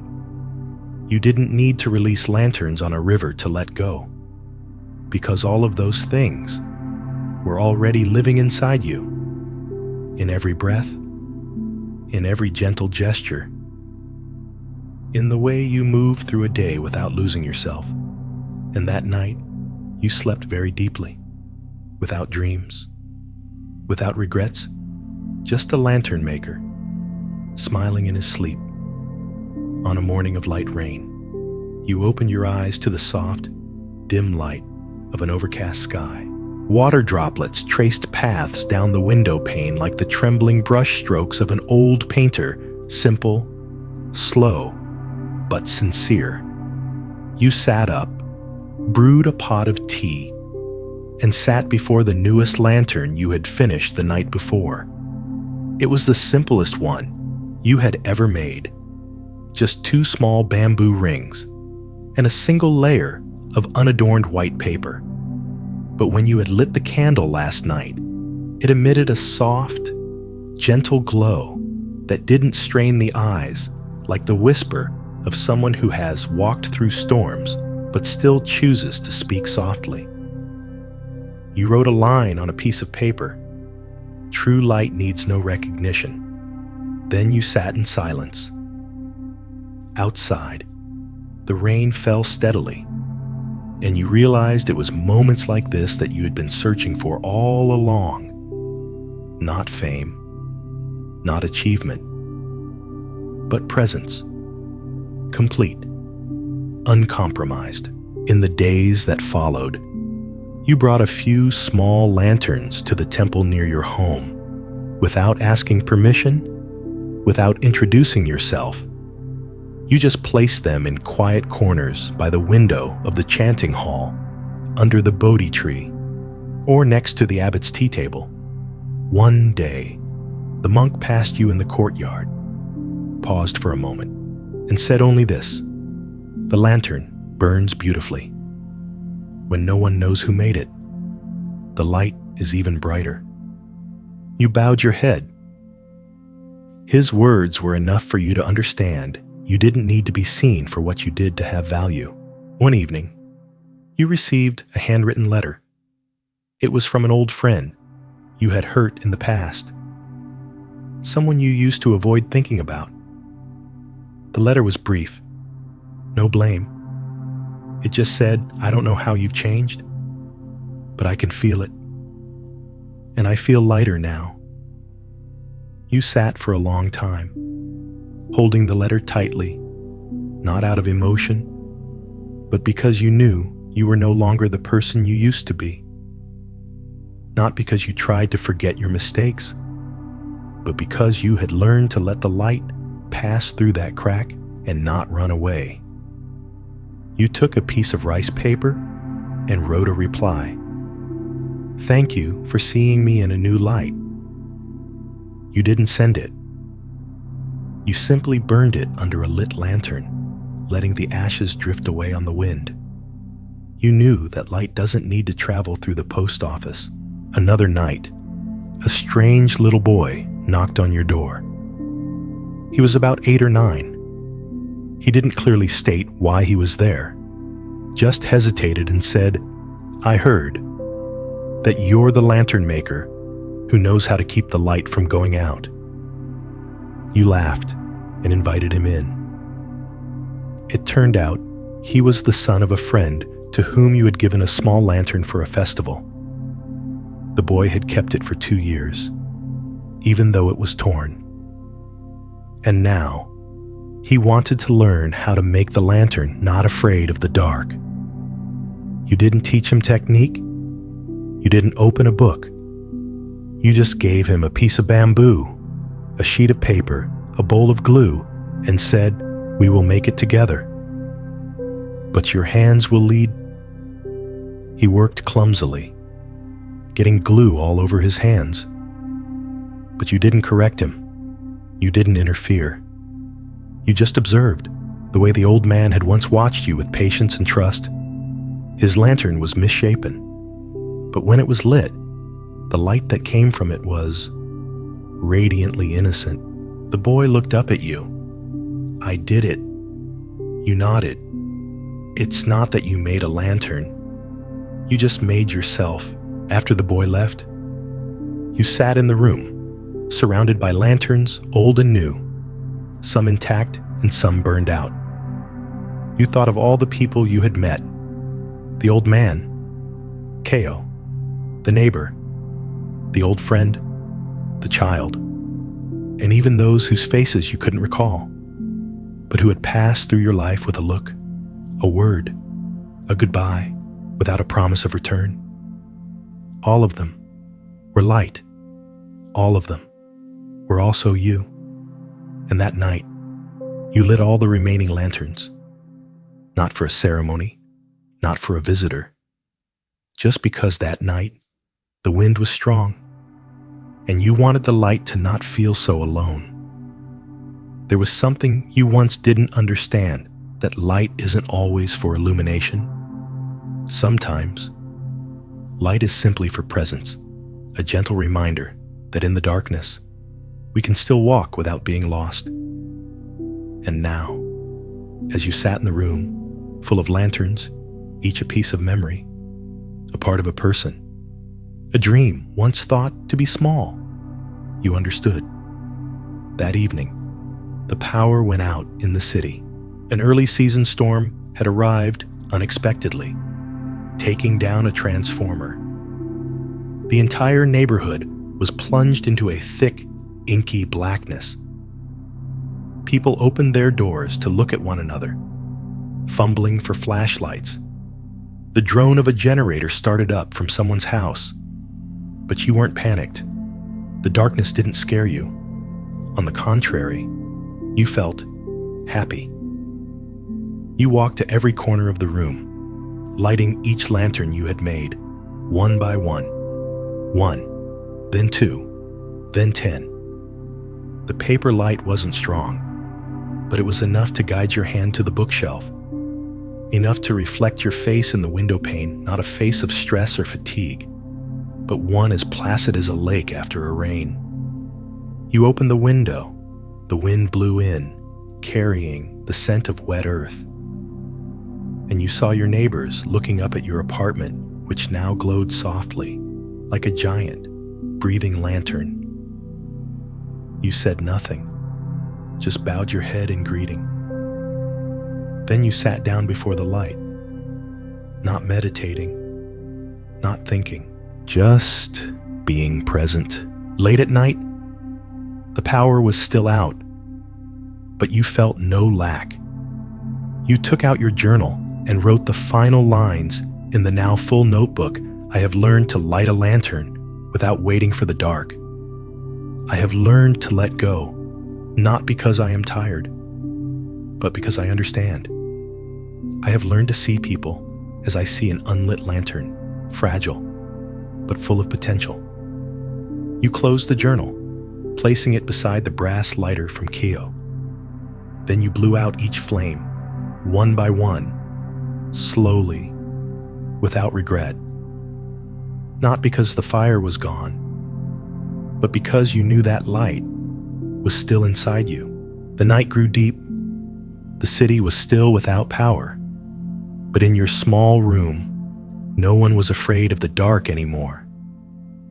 You lay down on your bed, your back against the cool mattress. Outside, the rain had stopped. The sound of water dripping from the roof was steady, like someone tapping gently on your heart, beat by beat, a wordless melody. You closed your eyes. You saw the old man sitting on the riverbank, lighting one last lantern. You saw Keo running after the floating lights, laughing as if he had never known sadness. You saw yourself, the one who was once lost, now sitting among hundreds of lights, not to find a path, but to find peace. You breathed softly. Sleepiness came over you like a warm embrace. You didn't resist. You didn't prepare. You weren't afraid you would forget, because some things, once truly touched, can never be lost, even if you sleep, even if you dream, even if you can no longer call it by name. That light still remains in you, in the night, in this life. And now, lie down gently, pull the blanket up to your shoulders, and breathe. No need to retrace every step of the journey. No need to remember every word you heard. Just let your heart, which has grown so tired from trying, rest. Even if you did something imperfect today, even if you feel You are not yet good enough. Know that you are getting closer gently, so gently, like the last light on the river's surface. Let the images fade, the sound of water, the glow of the lanterns, the smiles of those you have passed. They are not leaving you. They are just waiting for you to sleep well. And tomorrow, if you wish, you can always make another lantern. It doesn't have to be beautiful. No one has to praise it. It only has to be sincere, because one who knows how to light the flame within will never have to fear the darkness again. Sleep well, lantern maker.